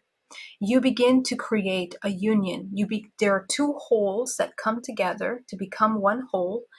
And these two wholes are able to hold space in truth.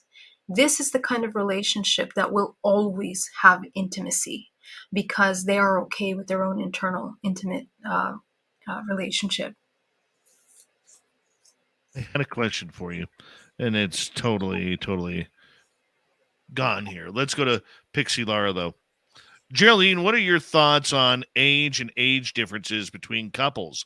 I personally don't think it matters much if a connection is strong. This is a great question. Yes, it's true. And I think there's a couple things. There's certain patterns that we inherit as well. And these patterns for the kinds of attractions that we have are something that's inherited generationally. So, for example, a lot of women, and I see this a lot in our culture, women are looking for older men, and older men looking for younger women. But also we see that, older women are looking for younger men as well. So what's that dynamic that's playing out? Unfortunately, a lot of these dynamics are rooted in a lot of issues that have to do with the parental manifestations of the feminine and masculine. Okay. Usually men will seek younger women, for many reasons, but the root cause of those are usually insecurity, fears, doubts, and the ability to hold space. Okay. And vice versa, women will find a young partner in order to have control, in order to be able to not feel rejected and to not be in states of fear. Okay, so what are we learning by looking at these examples is that they are the inversions of the feminine and masculine. They are usually expressions of wounded feminine and masculine traits. And when you study those, you can look online right now for a chart that says feminine, masculine traits. And it's going to show you the wounded aspects and it'll show you the healthy aspects. A lot of these dynamics are things that we learn in childhood. So, for example, if we had an overpowering mother, usually the son will seek out a mother figure in the partner, because they have learned to be a good son, essentially, and they will seek that out. And it's the same with a girl, with a woman and man. She will seek out the father figure. Okay, so when these dynamics are occurring, usually they will end up in an imbalance sooner or later, or they will find some kind of balance in that kind of disharmony. Okay, so it's okay as long as both individuals understand the role that they play and the expectations that both partners have of each other. Unfortunately, most people are not, doing the inner work in order to really know themselves and why they come into those relationships to begin with. So, of course, it ends up in chaos and broken expectations, broken hearts, all of these things, and unhealthy dynamics. So, it's a really loaded question, Paranormal Pixie, Laura, because there's a lot of also psychological traits and psychological disorders that you also have to consider when you're looking at these relationship patterns. But I will say one thing is that for certain, these are inherited traits and patterns. And what we want to question as conscious beings is, are those patterns, if I continue that pattern, is it something that's in alignment with my highest evolution? And if it isn't, then you got to change it. You got to break that pattern and find something different. Let's go to Eric. What are the differences between intimacy, affection, and love? So, intimacy, as I mentioned, is essentially the ability to be your rawest form internally first with yourself. You're able to see your shadows completely and you accept them. This is how you can be intimate with yourself and even begin to be intimate with another. You have to do that work, okay? And that affects your sex life, everything, okay? Affection is the expression of love, the expression that usually is rooted in a sense of nourishment, nurturing. Can you be nurturing? It doesn't matter what sex you are. Are you able to be nurturing to yourself and also to another person? Okay. Love is essentially the ability to come into absolute acceptance of your whole self and be able to accept all things as a part of yourself. Okay, so that is actually what love is. And we really want to try to cultivate that level of love. It's not romantic love. It's not transactional exchange. All modern relationships based on Disney and the industry, entertainment industry, are transactional exchanges that have nothing to do with love. Nothing. Those examples have nothing to do with love. Love is the ability to be absolutely truth and acceptance, accepting yourself as a whole. In other words, Eric, before you buy or lease, take the car on a test drive to make sure that all the parts fit and you feel comfortable in the driver's seat. Just saying. I'm just saying. I would say read your instruction manual, user manual of yourself first, and then read the manual of the other person, and then see if, that's a good buy. And take it for a test drive. Always go for a test drive. Let's see. Wow. I'm going to be honest with you. I did not expect tonight's show to be like this. Tonight's show. Okay. Bad Geraldine. Bad Geraldine. What do you? Yeah. This is good. We need to talk about this. This is good. Oh, of course. All right. Let me ask you this then. Okay. Let's say, because it wouldn't be a show with you if we didn't get into a little bit of aliens here. Sure. Yeah. Let's say you live in New York, or let's say, you're a friend or somebody you've never met, maybe except online, lives in New York. You're in San Francisco or British Columbia, wherever. And yet both of you are taken onto craft. And up on the craft, you have intimate encounters because, let's face it, the aliens are perverts. They are, wanting to watch all that stuff. Okay. Is it right for you to take those feelings of intimacy that you had on craft and project it into the human level? No, and we're going to have to do a quick review of what this means actually to be contacted. For those of you that have had sexual encounters with interdimensional beings, it's a very profound topic, but let me get to the question. Is it okay to take those emotions and project it into waking state, right? Like actual Sure. Yeah, because here's why. For an audience that doesn't really understand this question, because they don't understand the back end, there are, in the hybridization program, individuals are united and induced to have intercourse in order to create organisms, so hybrid children. Okay, and the way that they're selected for the program is based on their DNA. Okay, so it runs in families, and it literally is tracing the genetic ancestral lineage from their conception of life on this planet from Mesopotamia, essentially. All of that history is what is utilized to select the next partner that will breed to create this living organism, the next hybrid. So what does that mean? Unfortunately, a lot of the emotional exchanges that are occurring in these encounters are actually, they're induced.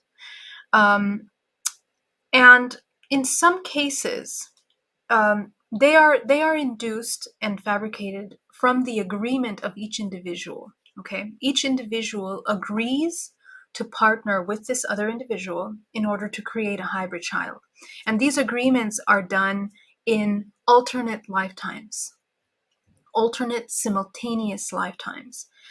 The purpose of those agreements can vary. Some of them are in order to unite the two DNA lines and create a really high vibration future evolution hybrid. Or it could be a very low vibration entity. Okay, so those hybrid programs depend. So that being said, the agreements that happen interdimensionally, not in the physical body, are usually very specific for the creation of these life forces. And I guess the question would have to be, the follow-up question would be, what is the kind of agreement that these two individuals have?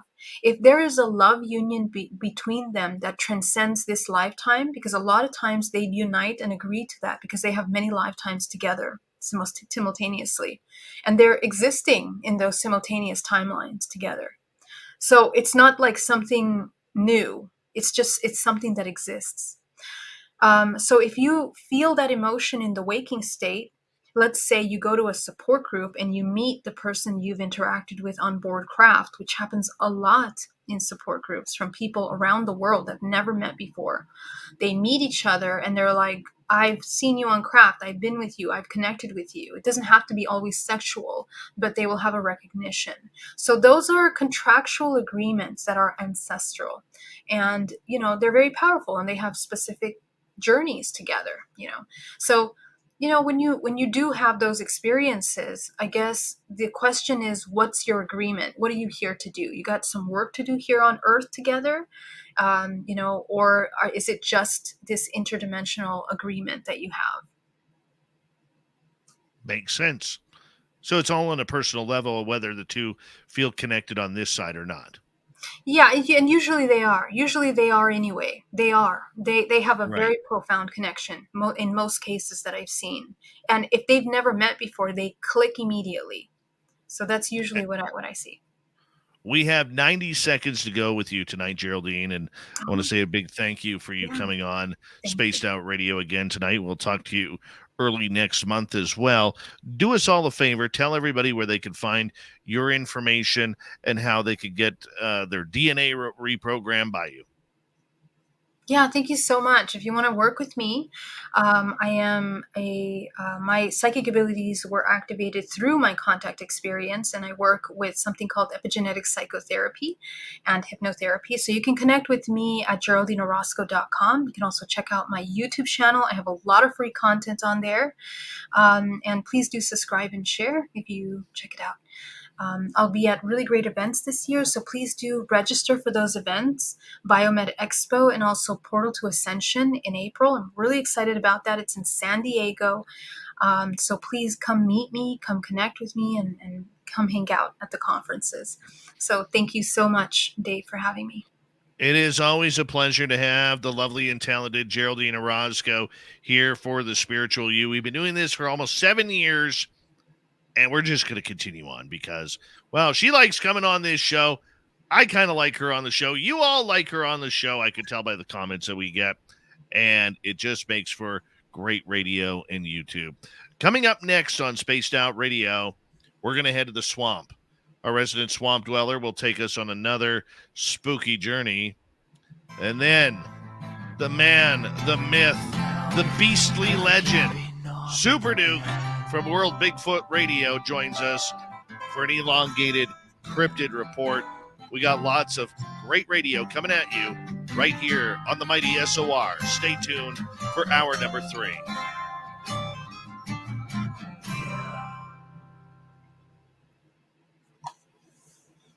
Excellent show. Excellent show. Thank you, my dear. I had fun. Thank you so much, Dave. I hope you have an amazing month, and I'll see you next month. Absolutely. And then after that, it's just a couple of weeks before we're hanging out. Yeah, this month will go by fast. All right, my dear. You take care. Okay? Take care. Bye. Bye-bye. Much love. All right, Geraldine. There she goes. Forrest Louie, thank you for another super chat, my man. Where'd it go? I just saw the damn thing. There it is. All right, I'll be right back. You guys see if my chair moves. Make sure El Ovni Volador doesn't get in here. Jerk.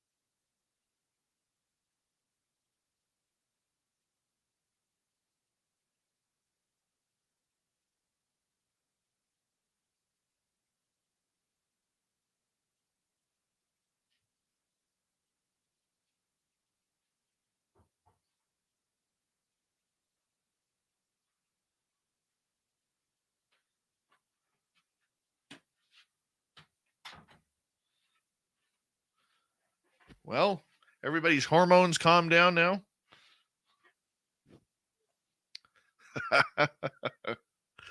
Oh, my goodness.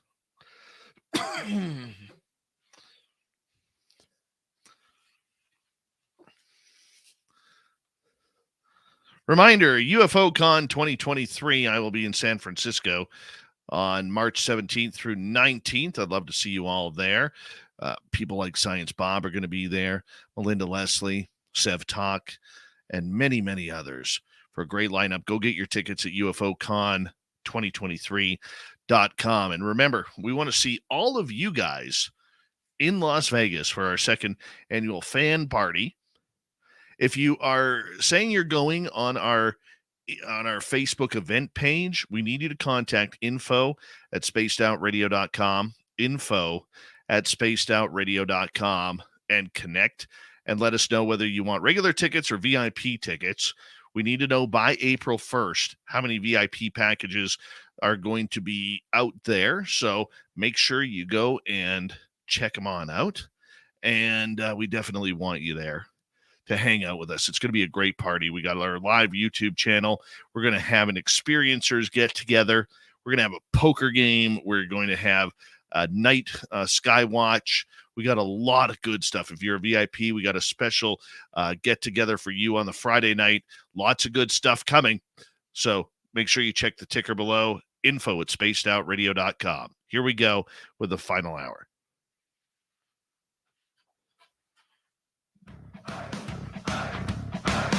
Would you like to connect with us? Head to spacedoutradio.com for all your latest show info.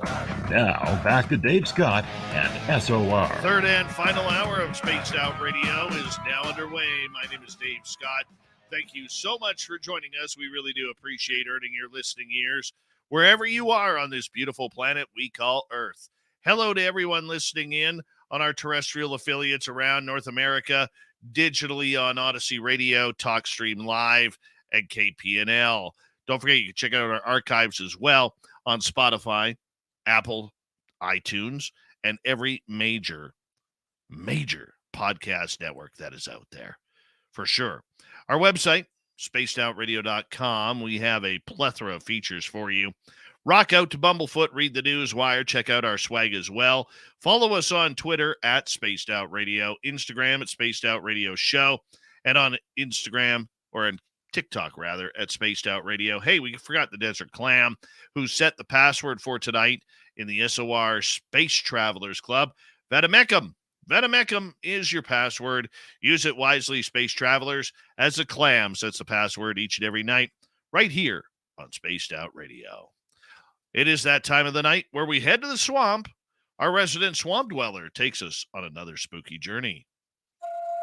Hi, Spaced Out Radio listeners. This is Swamp Dweller. It's time for your nightly dose of spookiness on the show. If you have an interesting encounter or a spooky story that you would like to share, be sure to submit them in at swampdweller.net. You can also find our YouTube channel at youtube.com/swampdwellerreads. Now, let's chill out, relax, and together, let's enter the swamp.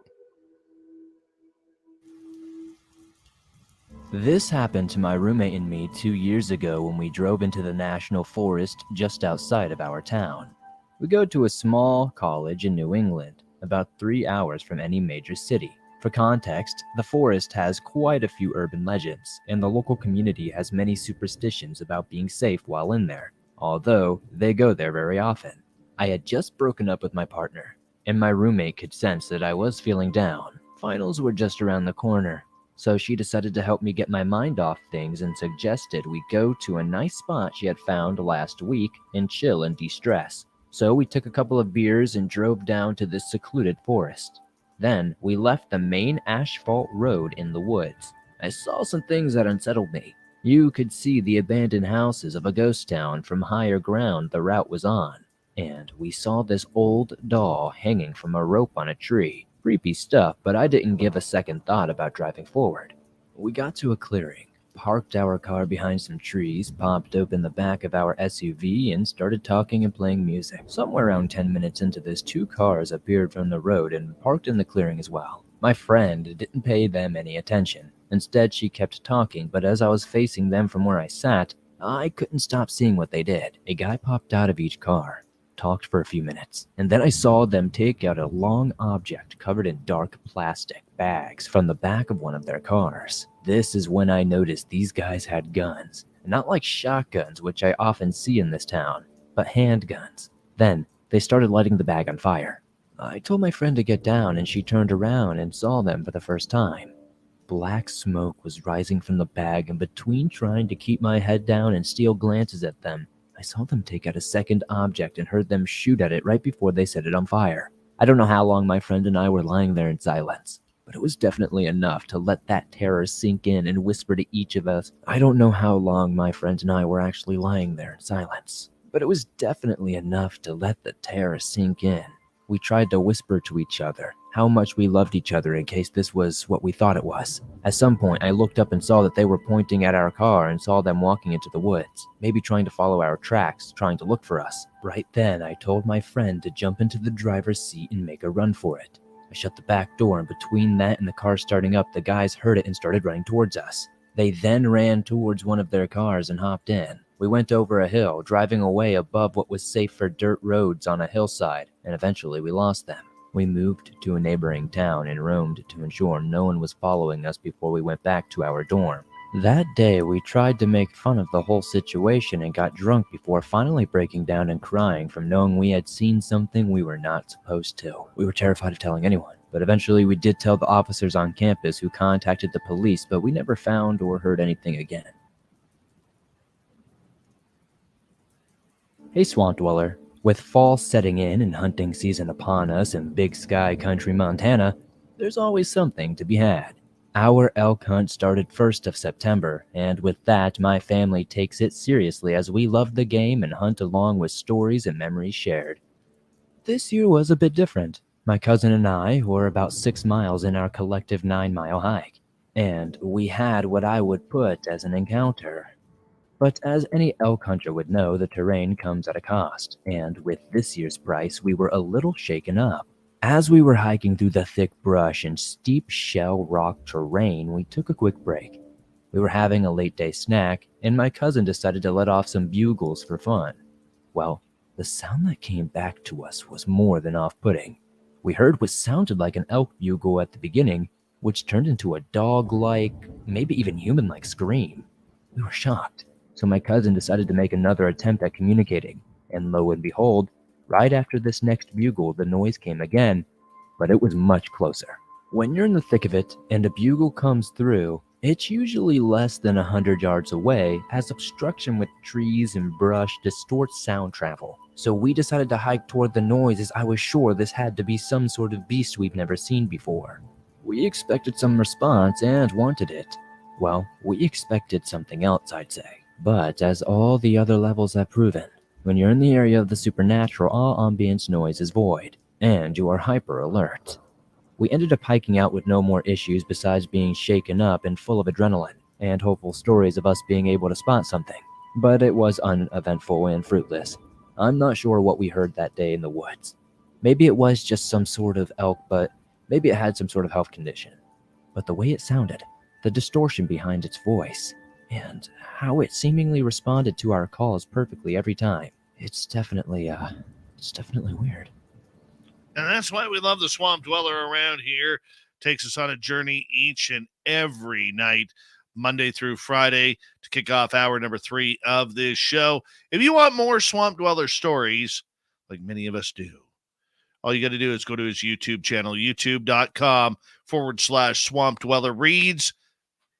Hit subscribe, and right then and there, you can hear him for free, just like that.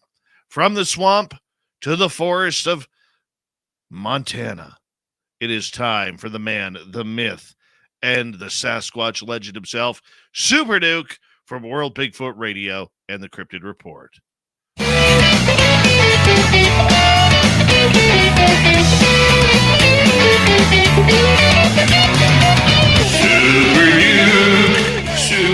Duke, the Cryptid Report with Super Duke. That intro never gets old, man. It never Gets old.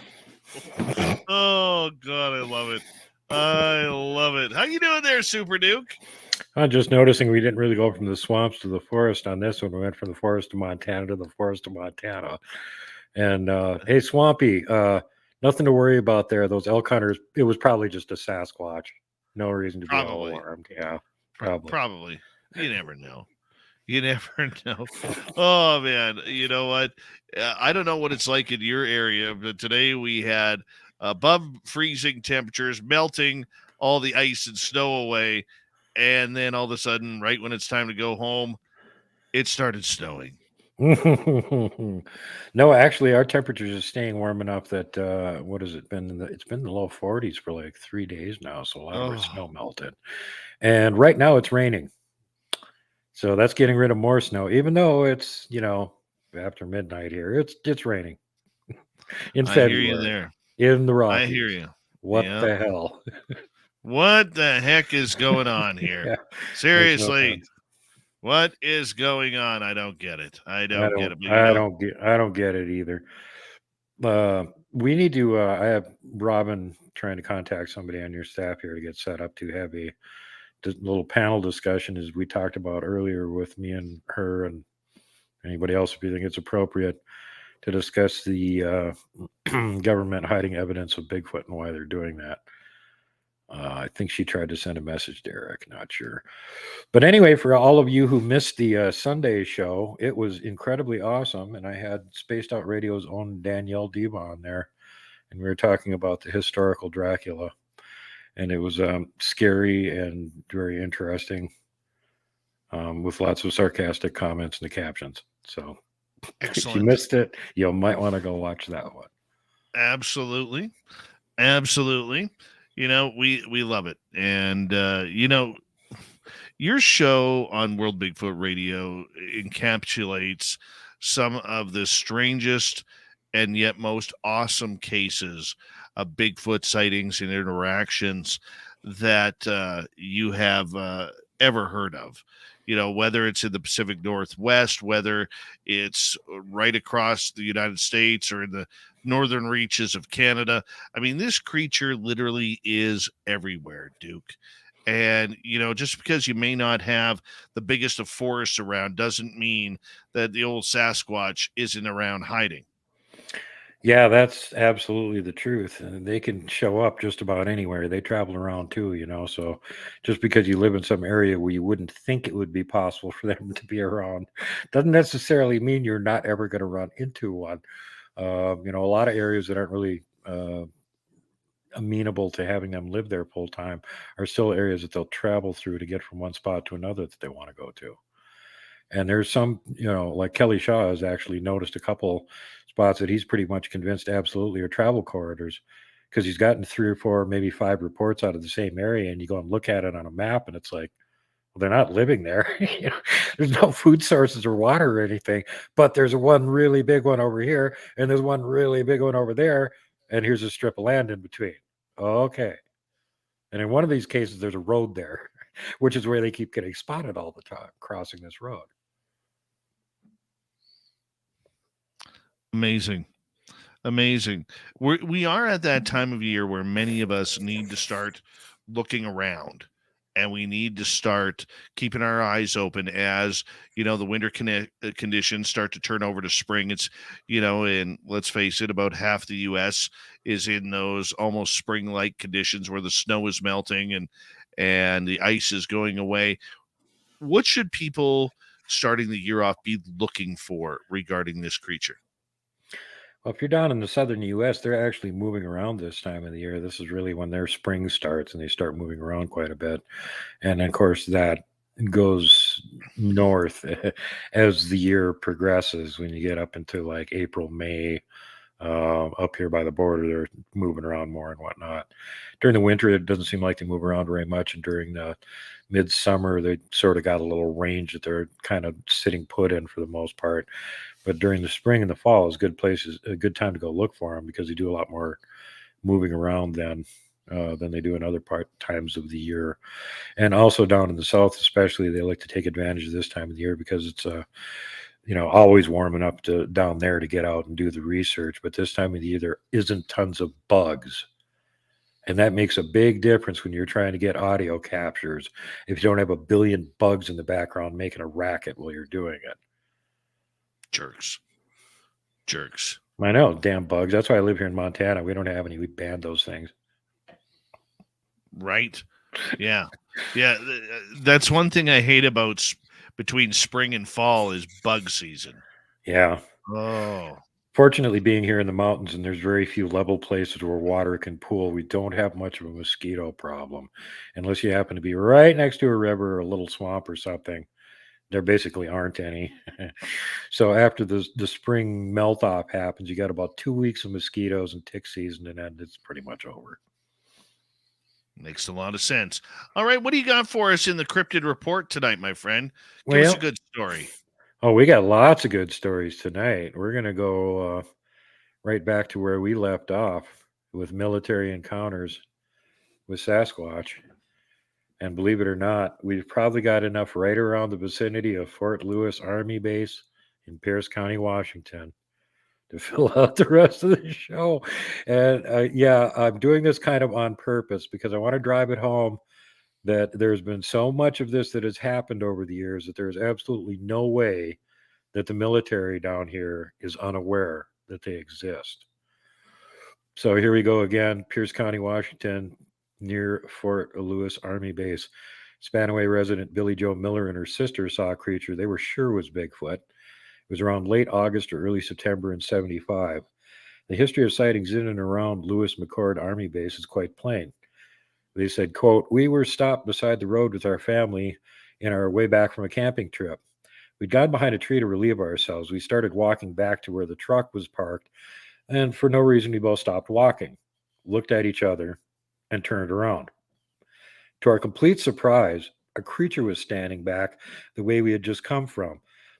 It was just standing there looking at us. It was over 6 feet tall, all hairy and dark brown. It didn't scare us or seem threatening, but it kept looking at us. It didn't appear scared or nervous, and it wasn't trying to hide. It was simply standing there in the open.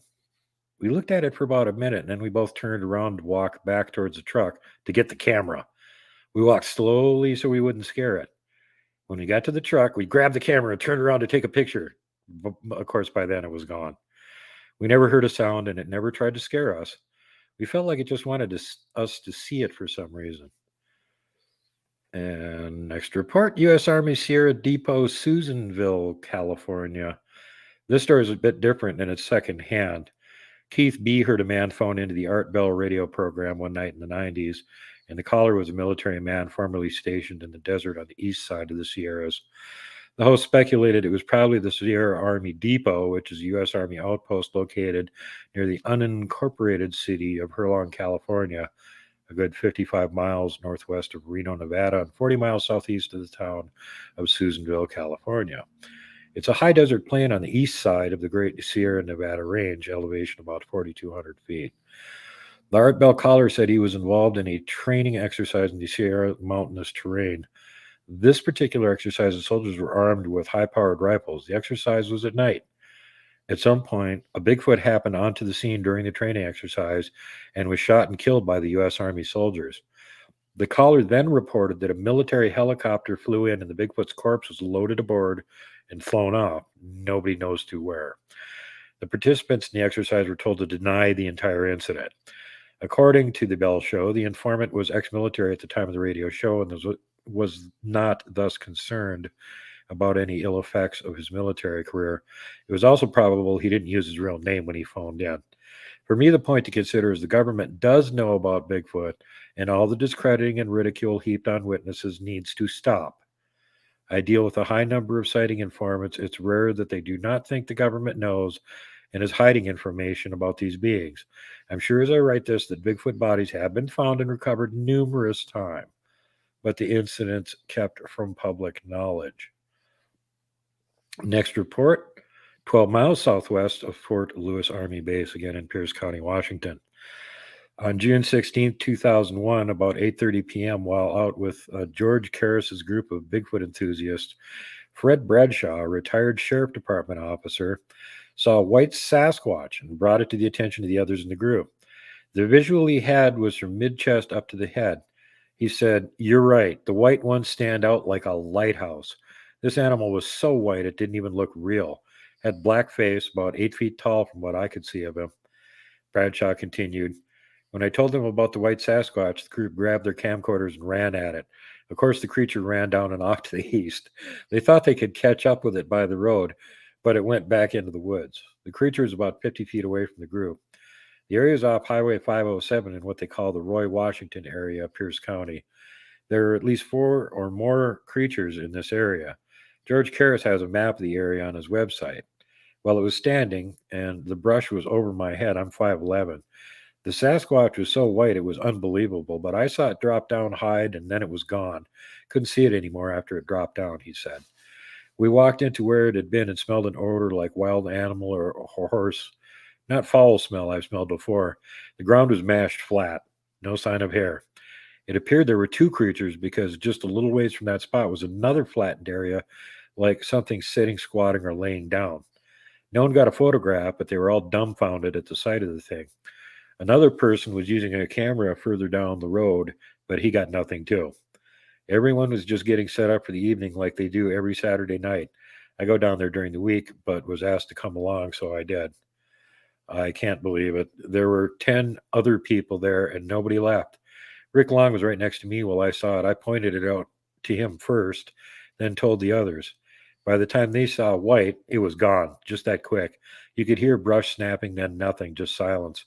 I know it's hard to believe, but 8 others saw it at the same time." Bradshaw continues with his story. Excuse me. A fellow by the name of Brian Engel had a woodcutting crew in there on the other side of Fort Lewis Army Base at Gate 308. About 3 miles down the road, there's a crossing.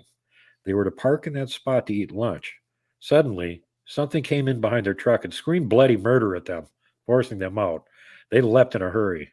Brian met the man coming out. They told him about the screamer, and he let them go home. Funny thing is, one guy quit on the spot. He was so scared. The next day, before Engel's woodcutting crew came into work, Brian Engel and his wife went into the area and found the previously stacked woodpile they had cut thrown all over the place. Those logs were 8 to 10 feet long each. The Engels were screamed at. They left the area. Totally unruffled, Engel stayed on to keep the crew from going in there to work that day, but Brian said the crew never showed up to work. He called them and they wanted to go somewhere else to cut wood, not there in that place. That is how I originally learned about that section of Fort Lewis, says Fred Bradshaw. In a follow-up conversation with Bradshaw, he said, quote, "The BFR people got wind of it, and they got into the act. God, what a bunch of screw-ups. About 20 of them showed up, and God almighty, I thought this would be the end of Bigfoot in this area. To my surprise, one very large Sasquatch showed up in front of them. Don Udell, Rob Johnson, Daryl Smith, and one other guy, and scared them by walking out of a tree line and standing at the edge of the trees. Don tried to talk to it, and it made a high-pitched noise, at which time they all hauled butt out of there. They kept coming back for about 6 months to check cameras, and then finally left the area." And next one. Again, Joint Base Lewis McChord, Fort Lewis, Washington. On April 12, 2002, she recorded another email from Bradshaw, more events that took place in and around Joint Base Lewis McChord. And Bradshaw says, "I have found info on the Sasquatch also showing up on the north side of Fort Lewis, U.S. Army Base, Tacoma, Washington. The area is used by the Rangers as a training area. It's called Cat Lake. Cat Lake. For years, the Army Rangers have run into the Sasquatch in this area and now have quietly been using this area for night maneuvers because of the Sasquatch. I talked to a retired ranger and was told that there are Sasquatch in that area for sure. Bigfoot is also noted in the Ranger Handbook of Animals of the Northwest. Sasquatch is in the book used by the Army personnel since the 1950s, maybe longer. The person I spoke to wishes to remain unknown. He is retired since 1992 and owns a business in Olympia, Washington, and doesn't want it to hurt that business. It's odd that men feel that way. I've found talk of Bigfoot intrigues most people, but some laugh. It's true. Some others I've talked with who are still active Army Rangers who confirmed this report. They also don't want their names released because of what will happen to them. Just mention Fort Lewis, and it generally brings up a Bigfoot session. One fellow from California. Let's leave it right there, Super Duke. That way we can come back and we got the final half hour for your incredible cryptid stories out of Fort Lewis, Washington. Don't forget that McCord Air Force Base.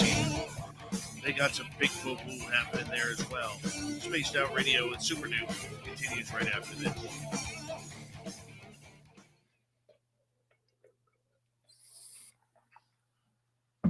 Super Duke.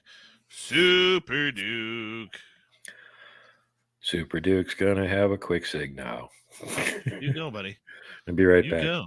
Yeah, no problem.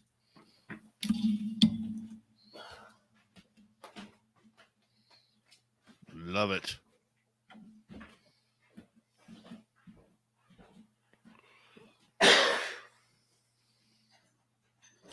Super Duke making a lot of noise there.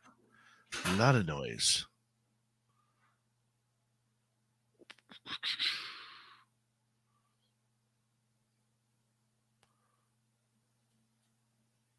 Mm-hmm. Down, down, down, down, down, down.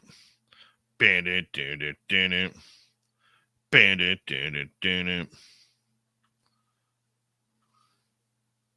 Guys having fun tonight in the chat room?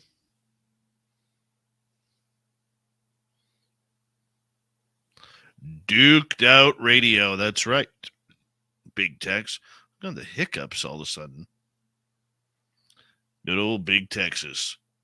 He coming to Vegas. Come on, Wookie. Move Duke's microphone cover. Come on, Wookie.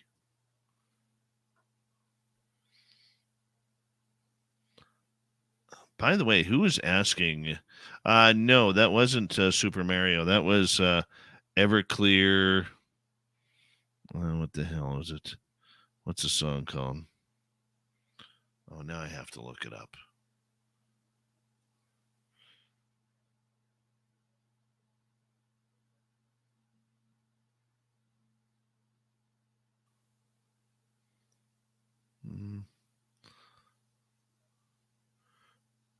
I think it's called Santa Monica.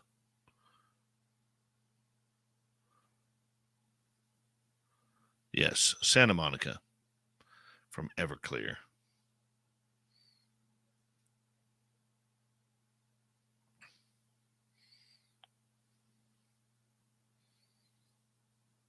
Our Keith Andrews likes a good cigar every now and again.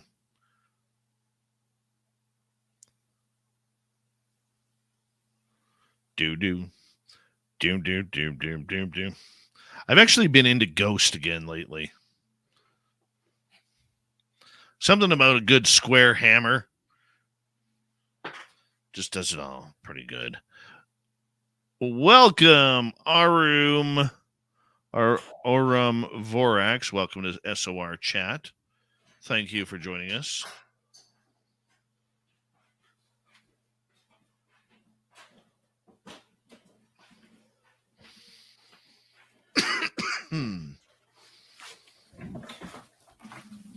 Super Duke. Super Duke. Yes, I'm back. Are you on the square? Are you on the level?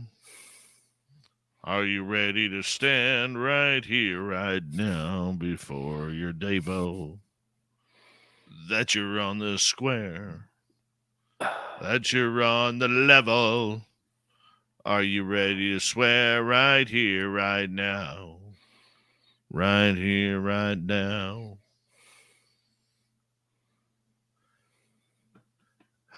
Kevin, we may go to one of our radio station towns. Right now, it's a toss-up between Vernal, Utah, and Apache Junction, Arizona, for next year's event. Yeah.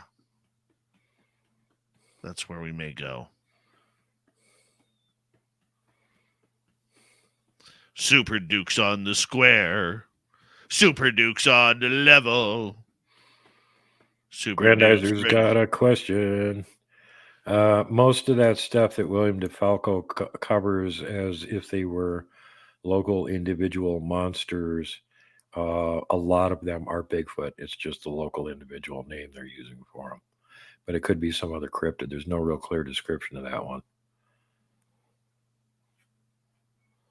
Hey, Sovereign Farts, I hope you have a wet one after your last comment. Be careful when you fart hard. You might get a squishy. All right, big thank you tonight to James, Louis ×2, Eric, Scowling Greg, and Carlito, Mike, Simon, Thomas, Deb, and Louis again for the hat trick, for the super chats. Really appreciate it. And we got like 10 seconds, Super Duke. 10 seconds. 5, 4, 3, 2. Here we go.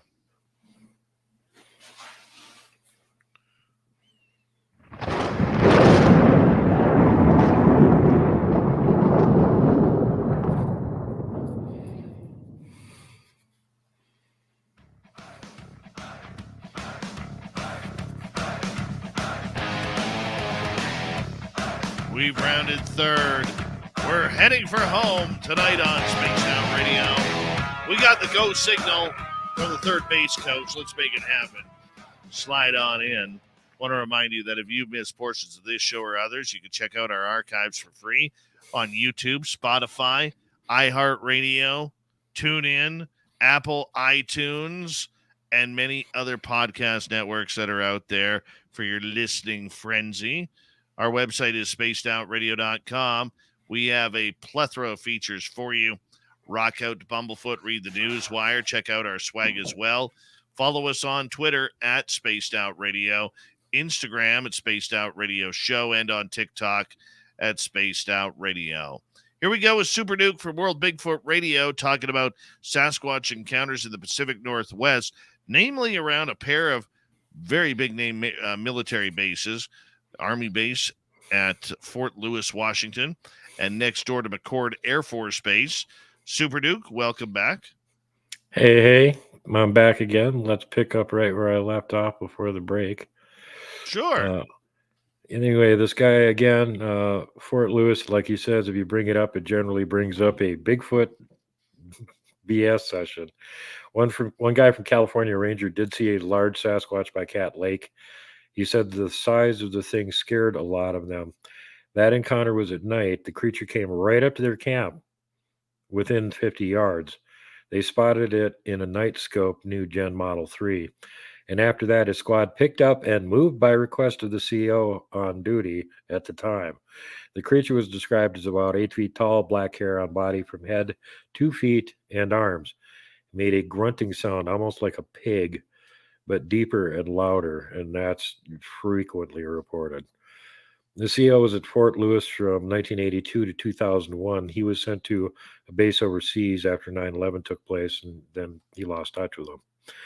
The last, another correspondence from Fred Bradshaw here says, there were many rumors of Sasquatch sightings in the area of Fort Lewis, but generally it's kept quiet because the U.S. Army doesn't want people running all over the base while maneuvers are underway. That's understandable. I respect that, but I'm not sure that's the real reason nobody on base talks about it. I've lived close to the base itself in the city of Roy, and I've worked the areas of that forest that are close to the perimeter of the base itself. It's a huge, almost indescribable forested area. I often meet other base personnel and have been asked to join them on outings on base after their training is over. I once received permission from the CO to go to the base to look for tracks, along with an Army Ranger sergeant. The sergeant saw one of the Bigfoots on base too. Right now, it's closed to the public. Bobby goes on to say it doesn't matter to her what opinions people had of Bradshaw. She had long hours of conversation with him. Nobody knew the woods around Fort Lewis Army Base like he did. Most of Fred's critics never saw a Sasquatch, much less ever set foot on the base itself. Bradshaw was seriously one of the good guys in retired law enforcement. I thoroughly enjoyed his contributions to the subject. I think Bradshaw was a man before his time. That is, what he knew fell on the ears of researchers who were ensconced in the deep ape theorem. These people were unable to accept all Bradshaw knew, which is a shame. Today, the ape theorists are trying to figure out a way to scrape the egg off their collective faces. DNA presumptive for Sasquatch has done much to eliminate apes. As Dr. Melba Ketchum stated, her loudest detractors have been the ape theorists. George Karras at one time was well known in the Sasquatch community. George hosted Sasquatch Northwest, one of the first Bigfoot-related message boards, and he did a fine job. Karras recorded Bradshaw saying about the Sasquatch, quote, "They've been known to roll in the blood of the animals they've killed and spread their own feces on themselves to keep the unknown away." I'm not sure where he would have heard that, but I was reminded of the remark when in 2010 J.C. Johnson brought to light a story about a Sasquatch that trapped a skunk in an irrigation pipe in San Juan County, New Mexico, which, by the way, is where former guest Randy K. Magnozzi is. The skunk's remains were found later. The tiny scent gland was missing. The inference was that the Sasquatch used the skunk's scent as a deterrent to ward off predators and probably us. If the supposition is true, it's indeed an interesting concept, and it's effective. That Bradshaw said a Sasquatch rolled in disgusting substances doesn't seem all that big a stretch. Bobby says, I often quote Bradshaw. He was a colorful, knowledgeable, and one of the most generous men in research. A retired Sheriff's Department officer, Fred told me his father was a security guard at Green Mountain, Washington. He confirmed with Fred the story that military helicopters brought large numbers of animals and cargo nets under helicopters out of the Mount St. Helens eruption aftermath, which included dead Sasquatch bodies. I know a bit about these proceedings from my own experiences at Mount St. Helens by the way of the military pilots who flew me over the devastation in the fall of 1985. It's recorded in the book in the Mount St. Helens chapter. Fred's untimely passing in October of 2004 shocked us all. His sister, Carol Howell of Elma, Washington, notified us of his passing in October 2004. Fred was only 57 when a massive heart attack took him during a deer hunt. And again, Fort Lewis Army Base. The Oregon Bigfoot website posted another incident recorded on the Fort Lewis Army installation, property dated November 2004. In essence, the unnamed informant was on duty guarding the AHA, the ammo holding area on the base, and at the same time having a conversation with his sergeant. He reported that they heard crashing sounds coming from heavy timber and was at that time concerned that a Special Forces Ranger unit might be trying to shake them up. They ignored it momentarily, then heard a high-pitched vocalization. The unnamed sergeant reportedly said, "What the hell was that?" The informant told him it sounded like a Bigfoot. The sergeant got back into his Humvee and the informant returned to the guard shack. That was all the information on the website report on that one. And another one. I am an active duty soldier with over 21 years of service. I have been stationed at Fort Lewis Army Base, Washington on two occasions, 87 to 91 and 2000 to 2002. I was an infantryman, so a lot of my time was spent in the field with my unit. During my first assignment, we heard rumors every once in a while about weird things happening in the field, mainly strange howls and noises in the brush, but nobody really paid it any mind. On my second assignment, there were quite a few incidents that I experienced firsthand that made me a believer. The first happened just shortly after I arrived in the early summer of 2000. My platoon was practicing day and night land navigation in preparation for the expert infantryman's badge test. I was a staff sergeant at the time and was one of the graders. We had done the daytime course, had chow, and then proceeded with the night course. The course is an individual test, and we sent out about 10 soldiers at a time on their own. At night, the soldier has to find 4 points using only a compass azimuth and a pace count for distance. Each leg is 500 to 1,000 meters. The soldiers have 3 hours to complete the course and return to the start point. After 3.5 hours, everyone was back except one.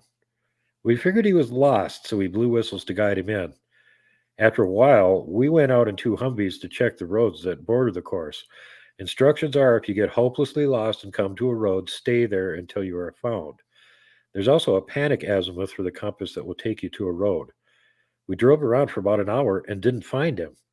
We called back to our battalion headquarters to report we had a missing soldier and got instructions to keep searching. We sent out the entire group with flashlights to search the course. I stayed in the vehicle searching the roads.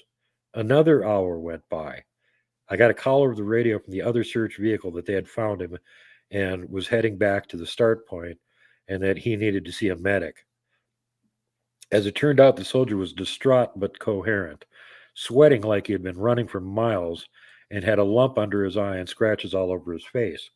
His weapon, an M16A2 rifle with Kevlar helmet, were missing.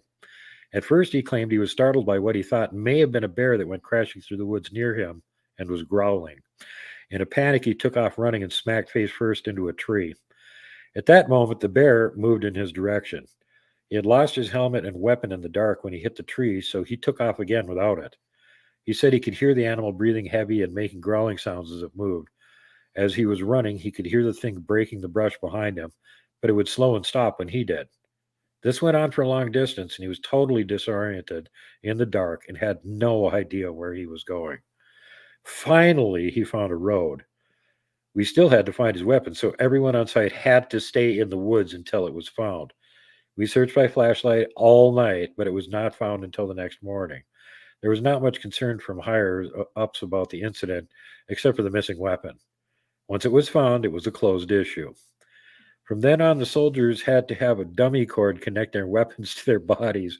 Because the soldier was in my platoon, I had a lot of interaction with him after that. Infantrymen become very close because of all the long hours spent together. A few weeks later, talk of the incident spread within the confines of the platoon. The soldier revealed more of what had happened that night to a few of his closest buddies. I talked to him about it, and what I heard made my skin crawl. First of all, he admitted it was not a bear that he encountered. He knew all along it had to be a Bigfoot.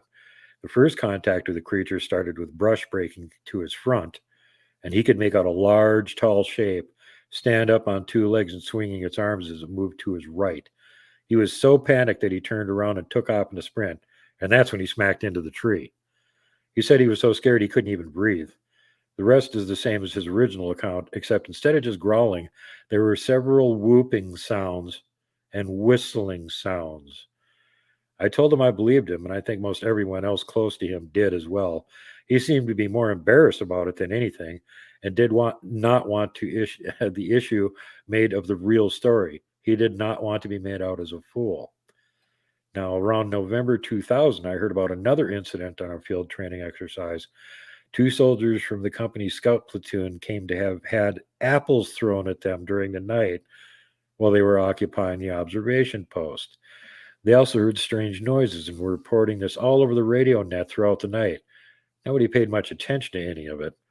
I talked to one of them later, and he said they both had the bleep scared out of them that night. It had to be an animal of some kind by the noises it was making.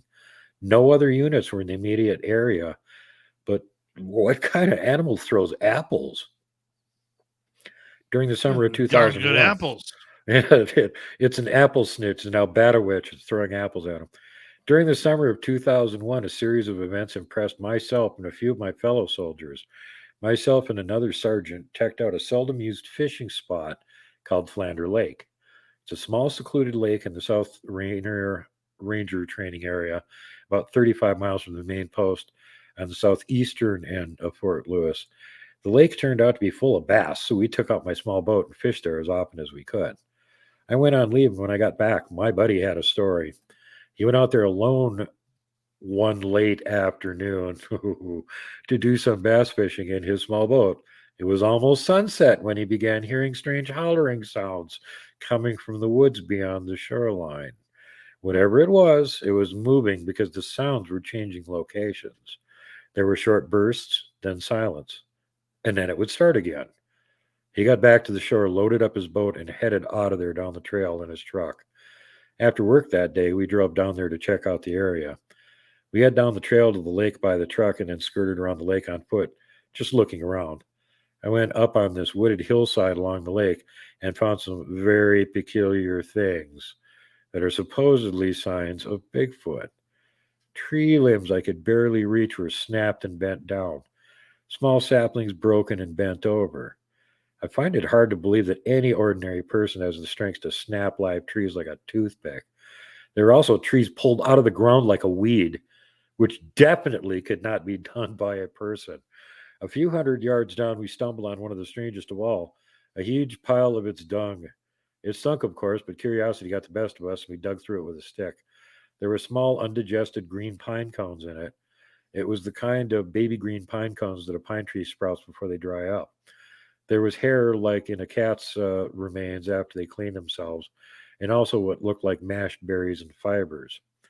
We started looking around the ground for any sign of footprints. The ground was covered in moss and was soft in a few areas. We found no definite tracks, but did find some very convincing imprints in the soft moss. On one of them, a heel could be made out, as well as the ball of the foot. Now, I wear a size 10, and it was much larger than my foot, by at least another 6 inches long and 3 inches wider on each side than my foot. We brought some other guys down there the next day to see what we found. We talked to an older civilian guy who worked in the outdoor recreation area on North Fort Lewis. We get tackle and bait there. Without telling him anything in particular, we inquired about Flander Lake. He said it was good fishing. We already knew that, but it was a creepy place. I asked him what he meant by creepy, and he wouldn't give any details other than it being creepy, and he hadn't been out there in over 20 years. So I then asked him directly about Bigfoot, and he replied saying, "Some people say so." We continued to fish there, but after that, we never encountered anything else. On Labor Day weekend in 2001, my wife and I decided to take the kids camping. I thought to myself, let's go to real Bigfoot country, because, hey, that's a great place to take the kids camping. My plan was the Olympic Mountains, but weather and time changed that, so we went to Lewis and Clark State Park. The park's only about 5 to 10 miles east of Interstate 5, but pretty densely forested. Close to the Cowlitz River, about 30 miles from Mount St. Helens. I knew we were in the right place when on a backcountry road near the park, we saw a house with a tall wood carving of a Bigfoot out front. We set up our tent and campsite, and shortly after dinner, the kids went to bed. My wife went with them, and I stayed out by the campfire. Now, around 10:30 that night, I heard coyotes howling. They kept that up, and about a half hour later, something else entirely different began to wail from off in the opposite direction.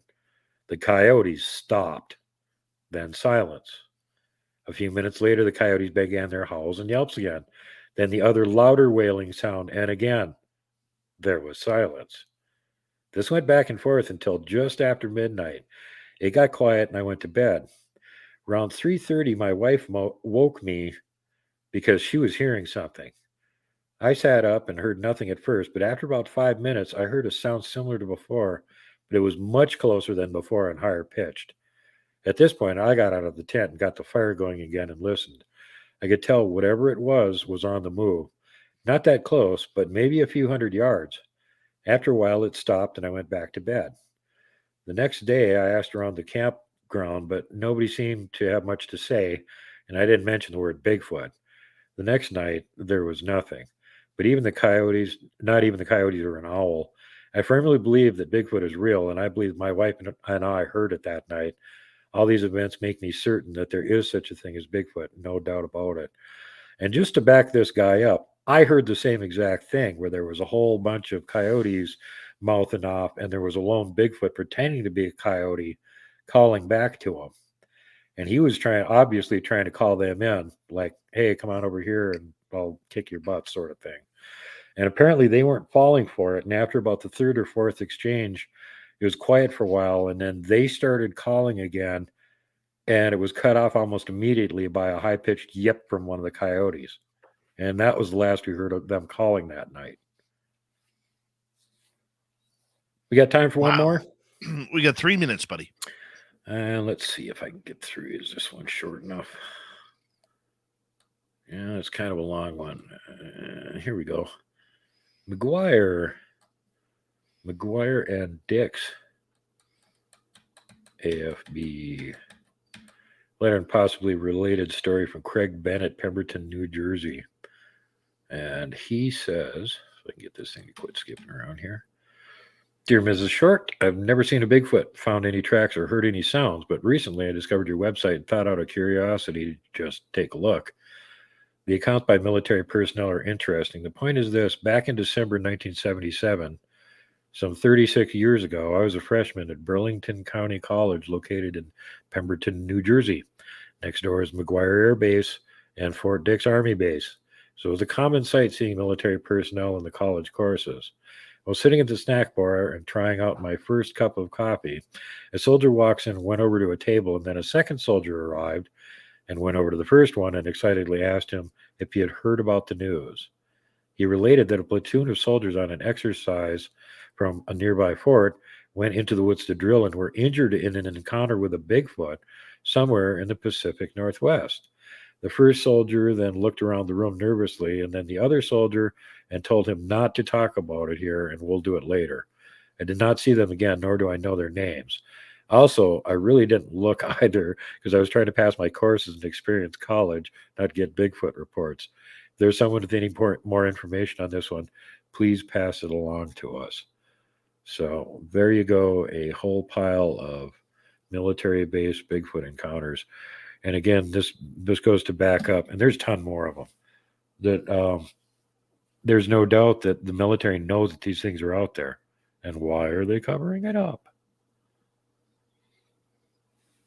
I have no idea. Well, me and Robin will talk about that when we come on. Well, I always have time for you and Robin. I do. Super Duke, we got a minute left. Do me a favor, tell everybody where they can find your dulcet tones on World Bigfoot Radio. Well, you can find World Bigfoot Radio and World Bigfoot Central and all my other sub-outlet shows on World Bigfoot Radio on YouTube, also on BitChute, Odyssey, Rumble, and Bright Eon. I have two support groups on Facebook. One of them is World Bigfoot Radio TV, which tells you when new shows are coming out. So if you're not getting notified by YouTube, go over there, you'll get notified. And also Montana Bigfoot Project, wherein we file all sorts of reports on actual sightings and evidence for them. And then, of course, I'm also on the MeWe social media platform, World Bigfoot Central, and Upper Midwest Bigfoot Central. I have the number 1 and 2 biggest groups on that platform for Bigfoot. That's because you're magical, Super Duke. You're a big man who requires a big platform. Yes, I am the big fish in the small pond on Rumble, too, by the way. Of the top 5 biggest Bigfoot channels over there. Number 2 is Cam Buckner with Buckeye Bigfoot. And number 1 is World Bigfoot Radio. And I have 3 times as many subs as him on Rumble. So come on over and add to my subs and sub me on Rumble. Yeah, Super Duke likes his subs. That is for sure. Add a little pastrami, some cheese, lettuce, onions, tomato. It's a good sub for Super Duke. We appreciate you, my friend. Thank you to Swamp Dweller and our good friend and monthly contributor to this show, Geraldine Orozco. We got Mr. Ron Bumblefoot Thaw rocking in the background with Little Brother is Watching. Bumblefoot is the official music of Spaced Out Radio, rocking us in and out of every single show. Get your horns up for the guitar god himself. Special thanks to everybody listening in at home, at work, in your cars, wherever you may be. Thank you to everyone in our chat rooms tonight. YouTube, Twitch, LGAP, Facebook, Spreaker, LinkedIn, the Space Travelers Club, and on Twitter, hashtag Spaced Out Radio.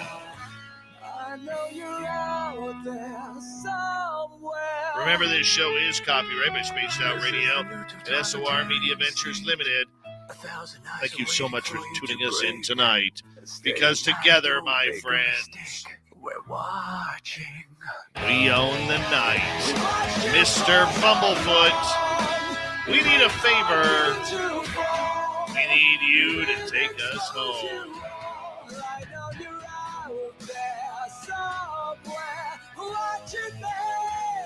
Yes, the Woo train has docked for the night. But soon, my friends, we shall ride again. Your seats are always available. Your tickets never expire. And if you want to bring a friend, we've got room for them too. Good night.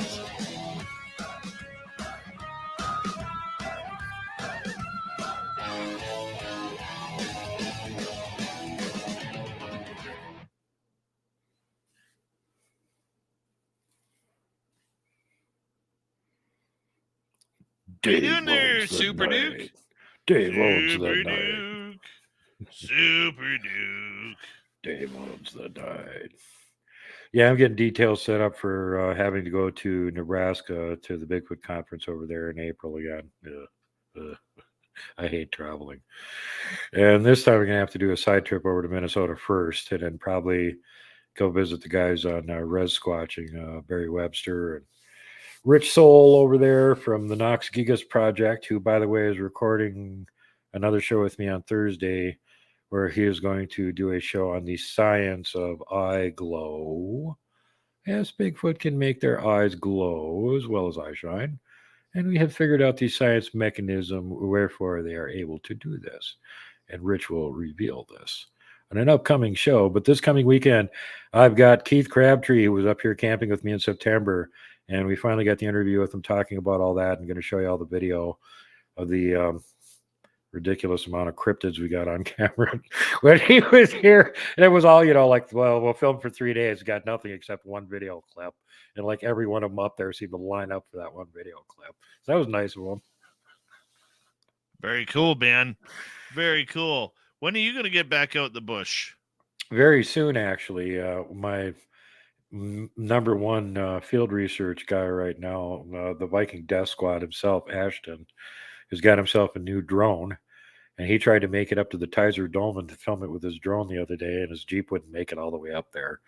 But he got some drone video of the area anyway, because he needs to fly the drone and test it out.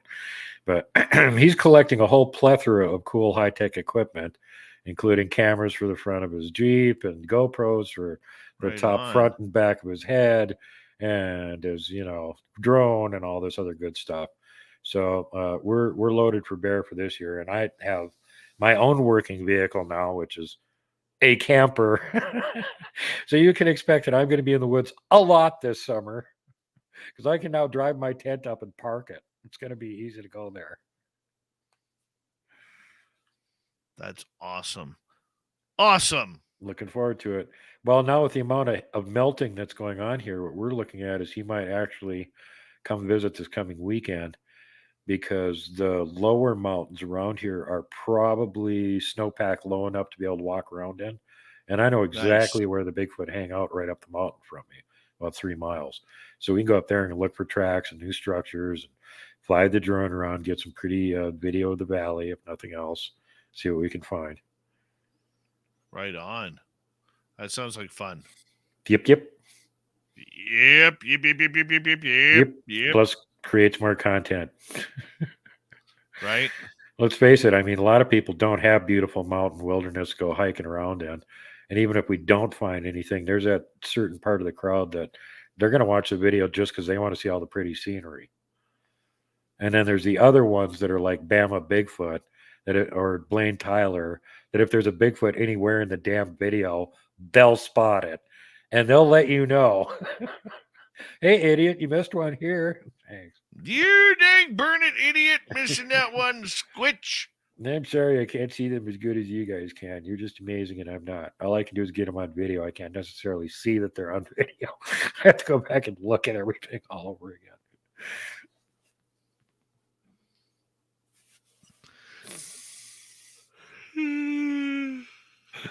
But hey, great show with Geraldine tonight. Yeah, that was fun. Yep. Very kind of Geraldine's different from what she usually talks about. I see you got somebody in your chat room right now with the username Arumvarax. Wow, is that an inside reference? That's like a really rare monster from a Dungeons and Dragons supplement. It came out like 40 years ago. It's actually from Expedition to the Barrier Peaks, which, I think that came out in the early 80s. So that's a real inside reference there, Arumvarax. I was wondering what that meant. That's like a 6-legged mutant Wolverine from another planet.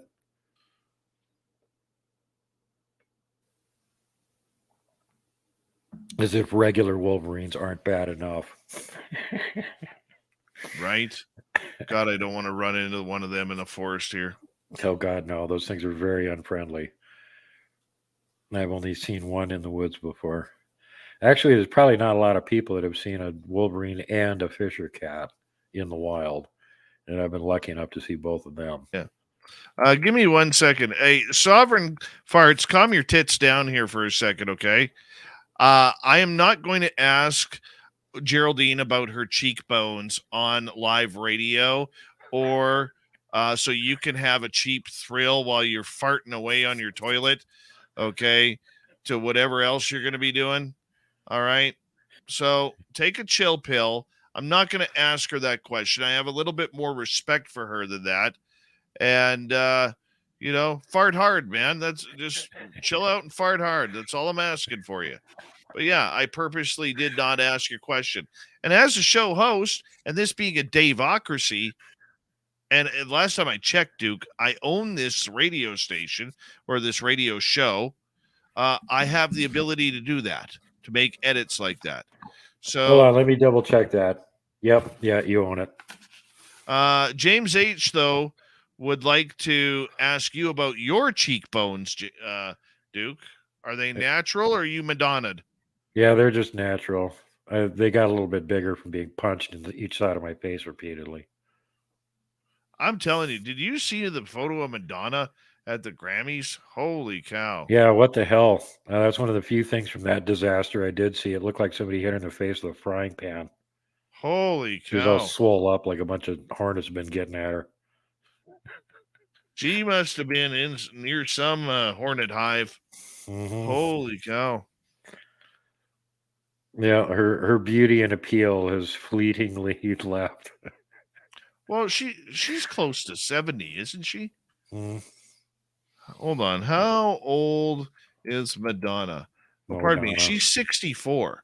Yeah, when She's she's 64. 64. You think with her money she could afford a better face job? Holy cow! Honestly, what did she go to Walmart to find those cheekbones or what? Yeah, that looked like a plastic face. I don't think that was even Madonna. She just kind of phoned it in. She had somebody with a fake Madonna mask on. Oh my A gosh! bad fake Madonna mask. Deb's right. Grammys are a freak show. I quit watching the Grammys a couple decades ago, and any of you metal fans out there may remember this when it was the heavy metal award was up for grabs between the competition of Metallica and Jethro Tull. So they gave it to Jethro Tull. Of course And the they next did. year, Metallica was up for the award again. And this time they actually won it. And when they came out on stage, they thanked Jethro Tull for not turning out an album so they could win that year. Yes, I had to interview Metallica at one point. I love those guys. My goodness. Thank Jethro Tull for not turning out an album this year so we could win. So at that point, they became known as the Granny Awards because if they think Jethro Tull is heavy metal, they haven't got a freaking clue. And even Jethro Tull looked surprised, like, why are we winning a heavy metal award? We're not a metal band. So yeah, it's a complete joke. Total joke. Granny Awards. I don't get it. I really don't. It's like the Super Bowl. I don't get the Super Bowl anymore. Nah. Super Toilet Bowl. I get the Super Bowl, but not the halftime show. Oh no. Well, yeah. Some people just watch it for us for the halftime show. And I'm like, no, that sucks worse than the game does. And I'm one of those people that think that football is basically rigged anyway, because no matter what the players do, they can always bribe one of the referees to make a bunch of bad calls, and whoever they want wins. So, pretty much my opinion on it.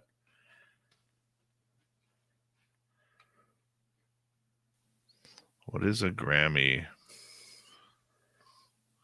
You know what a Grammy is. That's how much Coke they give you if you win.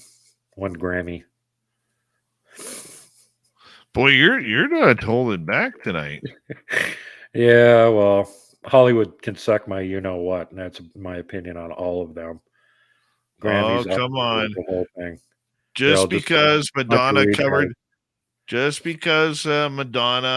took your look for when you drop your pants and her cheekbones look like your butt muscles now. Yeah. Come on, don't. If I drew eyes and a smile on my butt, I could look exactly like Madonna just by bending over and dropping my pants. Oh man, she looked horrible. Barry Brown, how you doing? Yeah. That's a botched facelift if I've ever seen one. Oh, Oof. yeah. Oh, yeah. Holy cow. She looked like she was an extra in the movie Blood-Sucking Freaks, and they were using her face for the dartboard. And that's a disgusting reference for anybody that hasn't seen that travesty of a movie. It's considered one of the JSC worst of all time. No socially redeeming value whatsoever. JSCO, how you doing?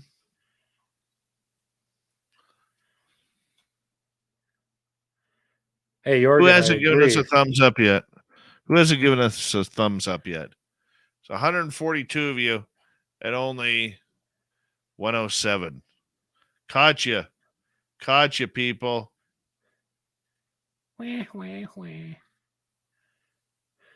Clowns are funny. Good one, Beachy. Yep. Yeah, she is a clown, indeed. She's a reprehensible lady. There's a whole bunch of naughty things that she's done that are going to come out here shortly, and people aren't going to like her very much. Who? Madonna? Yep.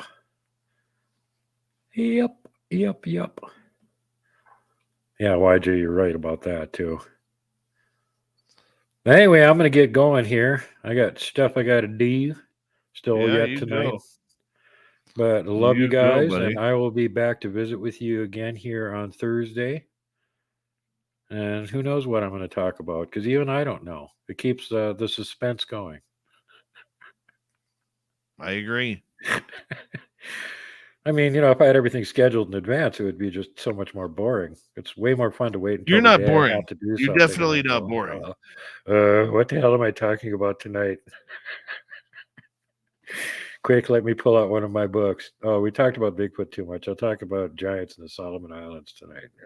All right. You talk about wherever you want to talk All about. right, we'll get something completely different next week, or for Thursday. Something like Monty Python used to say. Now for something completely different.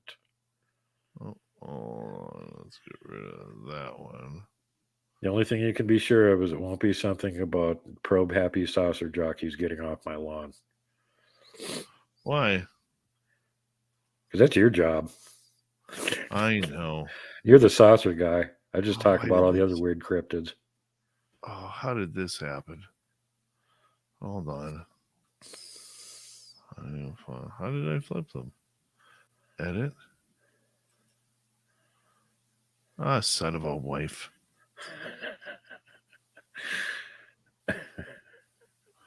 They're all flipped, and I don't get it.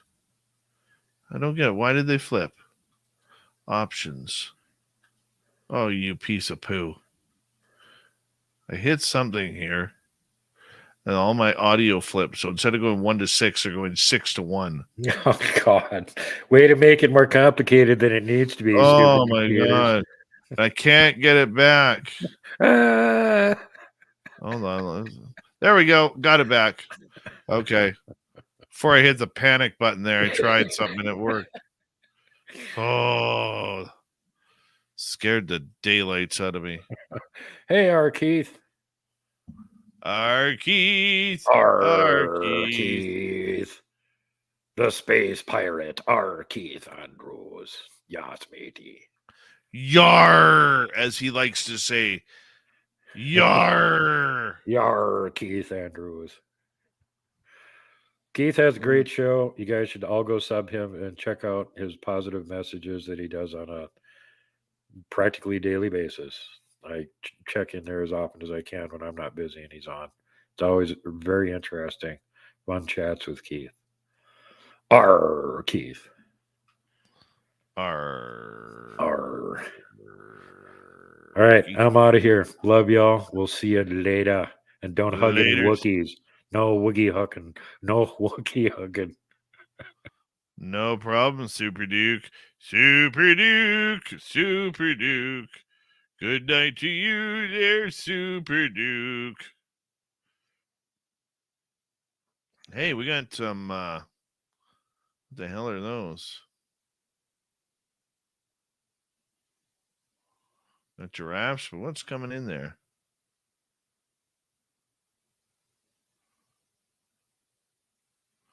It's kind of cool.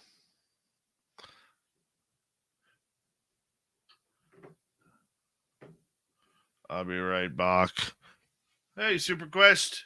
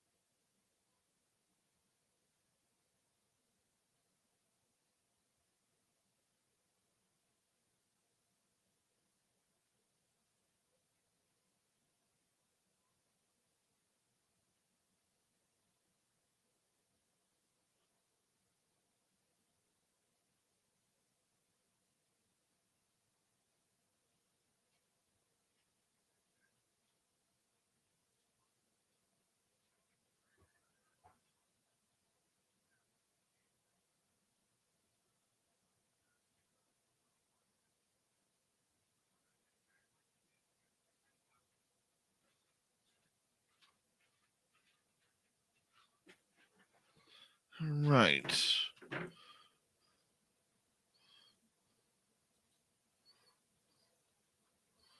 Let's see if I can do this. Hold on. There we go.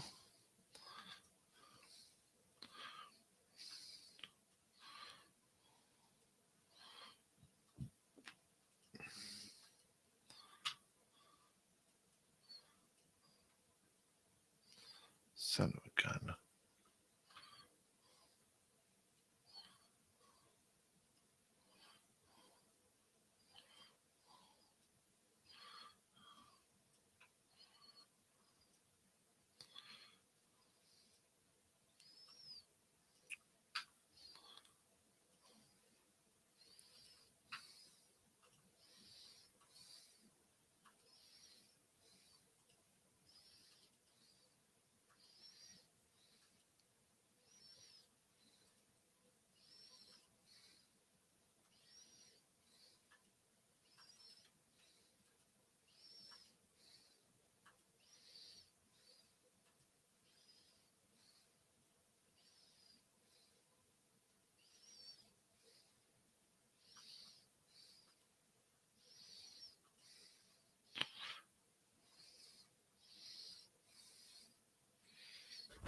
All right.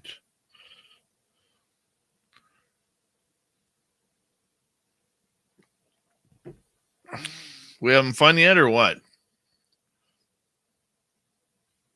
We having fun? Did you guys scare random guy off?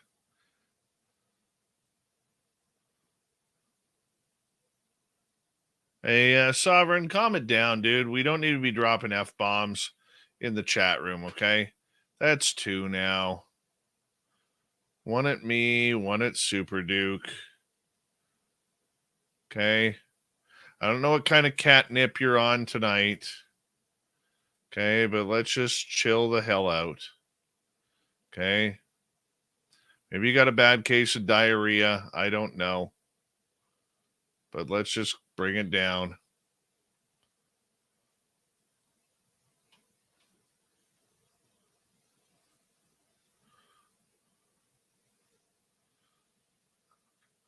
Really, YJ? You're going to have to tell me that.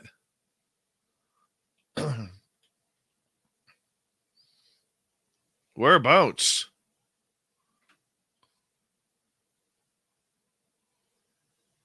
North of you?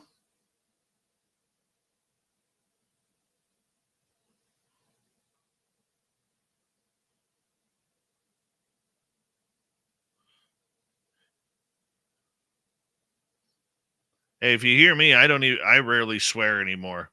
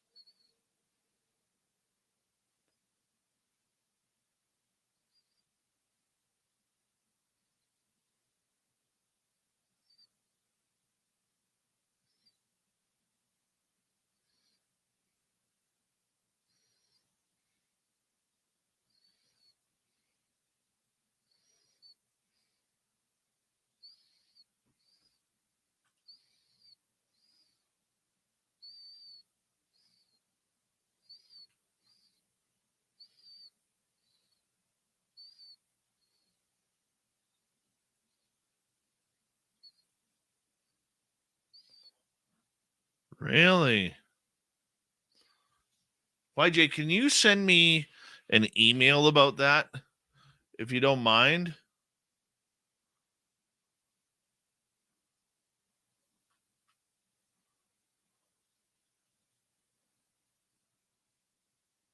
I'd like to try and track down that location for a project that Merle and I are going to be doing.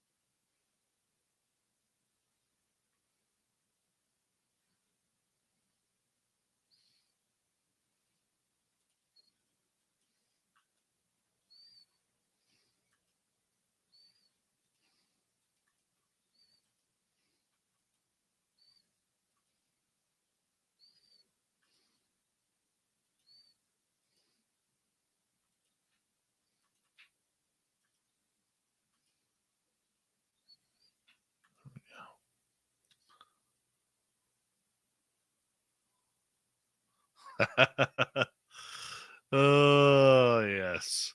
Good old Nicole scaring another man away.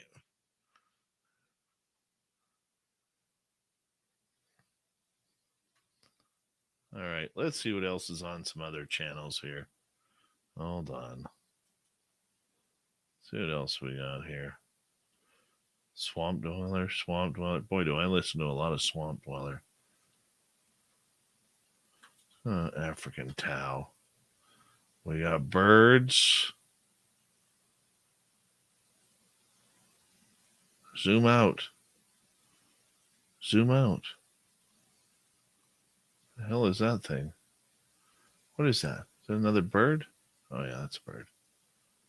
Got some rain happening there. Come on, where's the drunk zebras?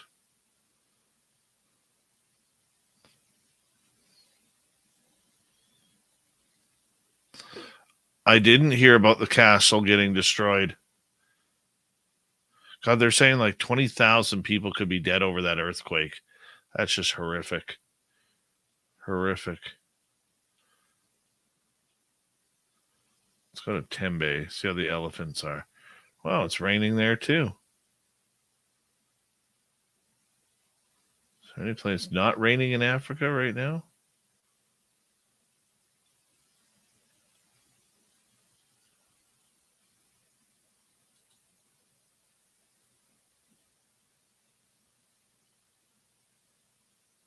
Wow, windy there.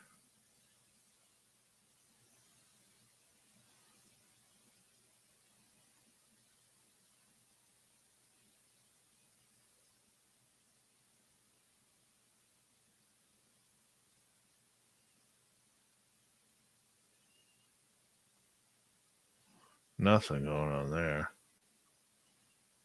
Nkoro Bush Lodge? Nothing. Holy cow, what a boring day. Camphor's Dam?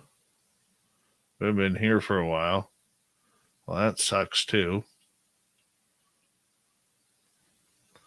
Shalati Lodge? Wow, there's actually a train. We got some humans up there. That ratty old bridge still carries trains. Scary. I wouldn't go on that thing.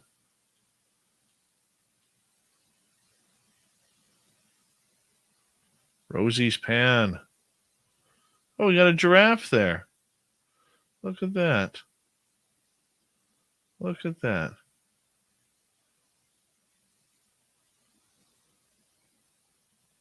Wish the hippo would come back.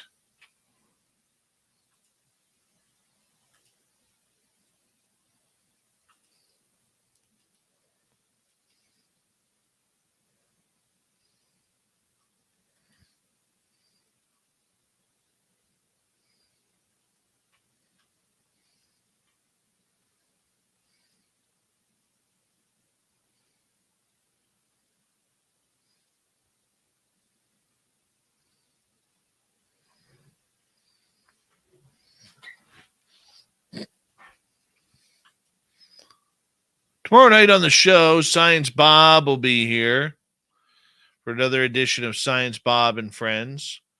Deb Shakti will be one of his special guests. I'm sure we're going to get into orbs and other stuff tomorrow. So that's all good and all is well as said and done there. I want to say a big thank you to Louis ×3, Deb, Thomas, Simon, Mike, Carlito, Greg, Eric, James ×2. Very much appreciate it. We will talk to you all tomorrow night, everyone, as old Davey here is going to hit the sack. So let's talk to you later, guys.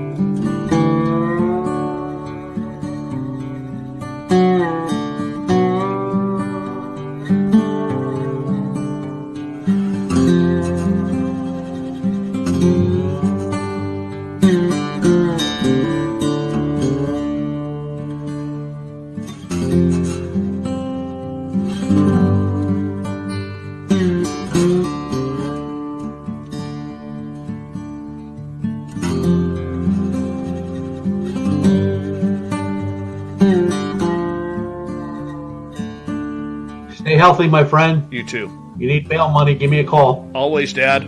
Take care. You too.